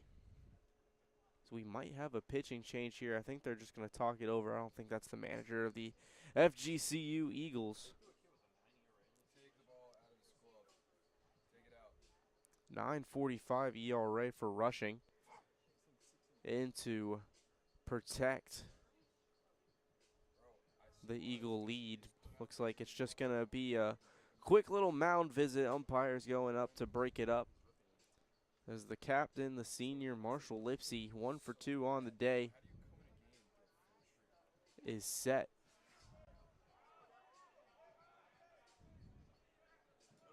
The center fielder, number 24, Marshall Lipsy.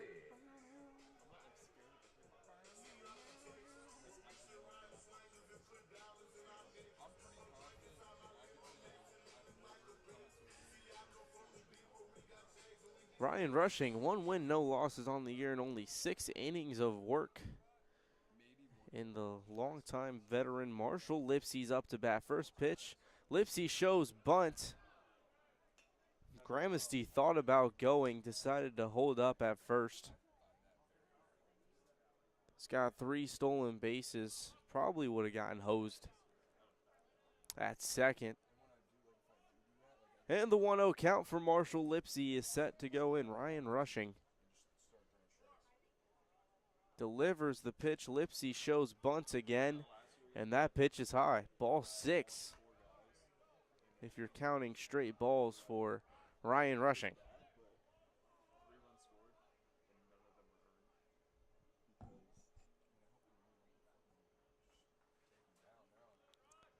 Two-0 count. Ryan Rushing is set. Marshall Lipsy is just set, showing bunt again, but that one clips the inside zone for strike 1. 2-1 count, no outs here in the bottom of the ninth inning.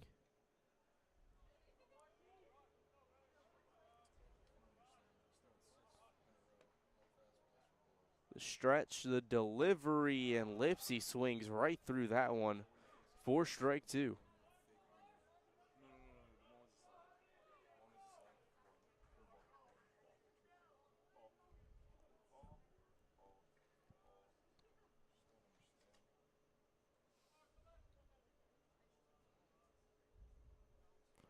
Two-two pitch is high. No, it's not. Clips the zone and gets Marshall Lipsy staring at that one. That's a strikeout for Rushing. It's number 9 on the year. So that brings up Kyle Boylston, 2 and 4. So final 2 outs for FAU, potentially. Still have the tying run at the plate, but got to start to get the ball in play, get things going here. Ryan Rushing is set to deliver the pitch. He stretches, delivers inside to Kyle Boylston.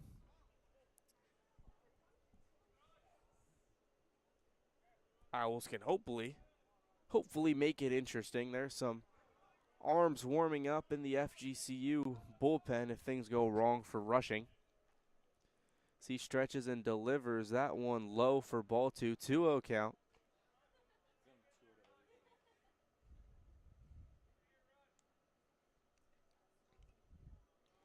Could be a sticky situation if you're Boylston. Last thing you want to do is ground to do what would be a game-winning double play. So, got to try and hit this to the left side if possible. As that one goes in high for ball three. 3 straight balls for Ryan Rushing. 3-0 count. 1 out. In the bottom of the 9th inning, FAU trails by 2. All the infielders and outfielders are deep as Kyle Boylston is just going to take a walk to first base at a nice and leisurely pace. So now the go-ahead run is at the plate in Nick Romano. Ryan Rushing versus Nick Romano.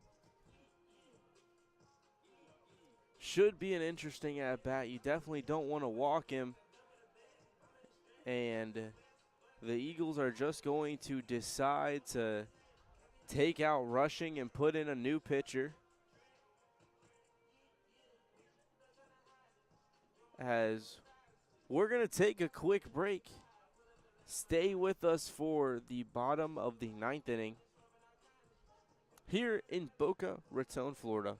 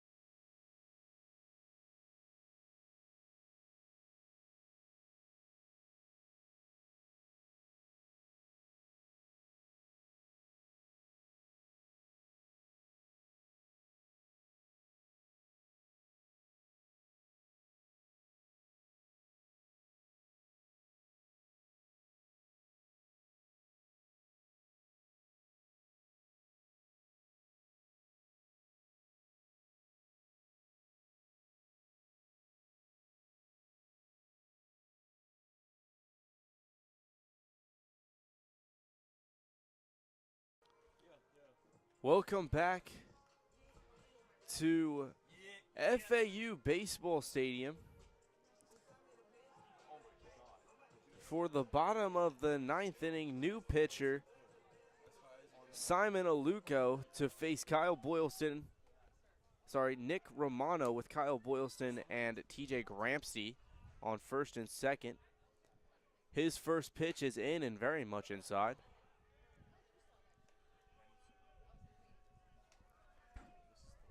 Throwing 92 miles per hour.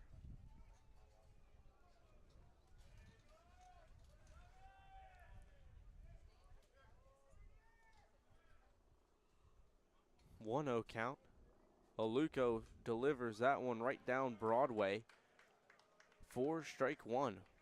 1 ball, 1 strike, 1 out. FAU trailing 2. Winning run at the plate is Nick Romano.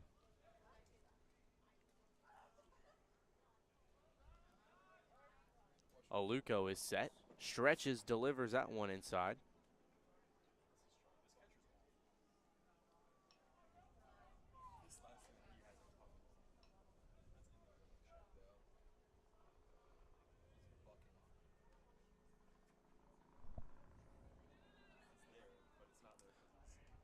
We saw Lugo briefly back on Friday. Didn't throw that many pitches. Allowed one walk. That pitch is fouled off the face mask of Santos. For strike 2, 2-2 pitch. Incoming payoff pitch to Nick Romano. Facing Simon Aluko, 10.39 ERA. Only 4 innings of work. As the 2-2 pitch is set to come in. Aluko stretches, delivers. Romano lifts that one high and foul.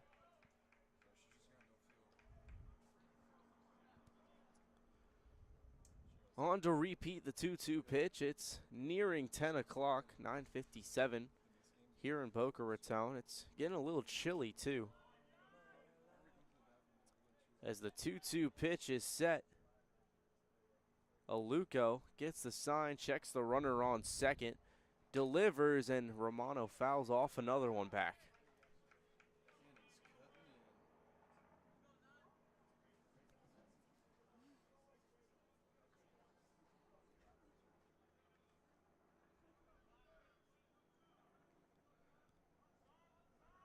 To retry again on the 2-2 count, 1 out. Simon Aluko gets the sign. Throws the pitch, and Romano looks at that one go by high. It's a full count, 3-2, 1 out.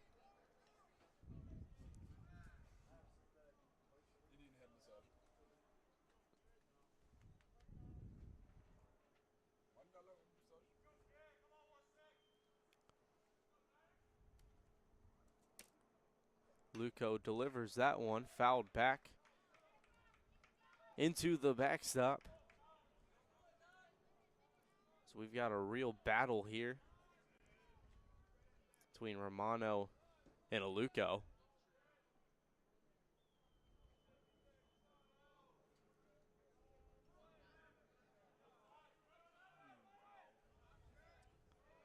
Three-two pitch, 1 out. Aluko is set. Romano set. The pitch is inside. No, it's not. Umpire calls it a strikeout. Romano does not like it at all, as FAU's coming down to their last and final out.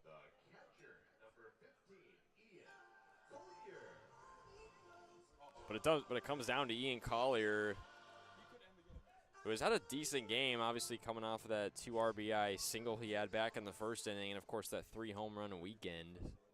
So definitely a guy you'd want to come down to, considering the options. Luco delivers that first pitch high to Ian Collier. But obviously tensions are going to be very high for this at-bat right here. Righty-lefty matchup. Either way, it has a chance to end the game. Either FGCU's way or FAU's way. Aluko stretches, delivers that one inside, clips the inside zone. 4 strike 1, 1-1, 2 outs. FAU down 2. Aluko on the mound, retired his first batter faced. And Ian Collier up to bat.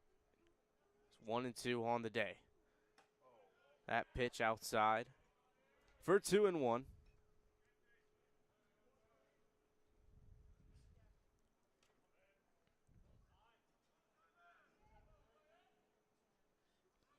Simon Aluko.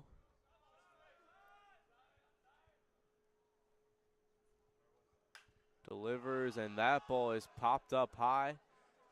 And in play, and there to not make the catch is Juan Santos. He could have ended the game, but Ian Collier lives to fight another day. That would have been a really tough catch to make if you're the true freshman Santos right there. Dropped just in front of the screen, pretty much rolled downwards. So tough trajectory on a missed catch from Santos. But yeah, this game will keep on moving. Hopefully Collier can respond with deuces wild. I would have made that catch. Has Aluko set again. 2 balls, 2 strikes, 2 outs. Ian Collier drives that one deep into center field. Back is Dempsey, who's going to make the catch to end the ball game. FGCU ends it on top. 8-6 is your final score. Thank you so much for joining us here on FAU Owl Radio. I'm Wes Moore alongside Nathan Korst. Game ended just a little bit past 10 o'clock. We're both tired, ready to go to bed. Please, if you're driving, drive home safe. If you're on your couch, walk to your bed safe. And Nathan, any last minute notes from you as FAU loses a tough one? Well, this was definitely a fun game, mostly in the, I guess, outer edges of the innings, because first 2 innings, just fireworks across the board. You got FAU score 4 in the bottom of the first, then FGCU responded with 5 in the second frame. Then we went innings 3, 4, and 5 without any scores. Then 6th inning was entertaining again with 3 runs combined from both squads. But then FGCU just kind of had the edge towards the end of this one, just building momentum. FAU's offense just kind of went quiet for the most part to end off this game. Aside from a couple hits late in this one, the Owls just didn't have enough. They showed a lot more fight in this game for sure than the first matchup against the Eagles a month ago here in Boca.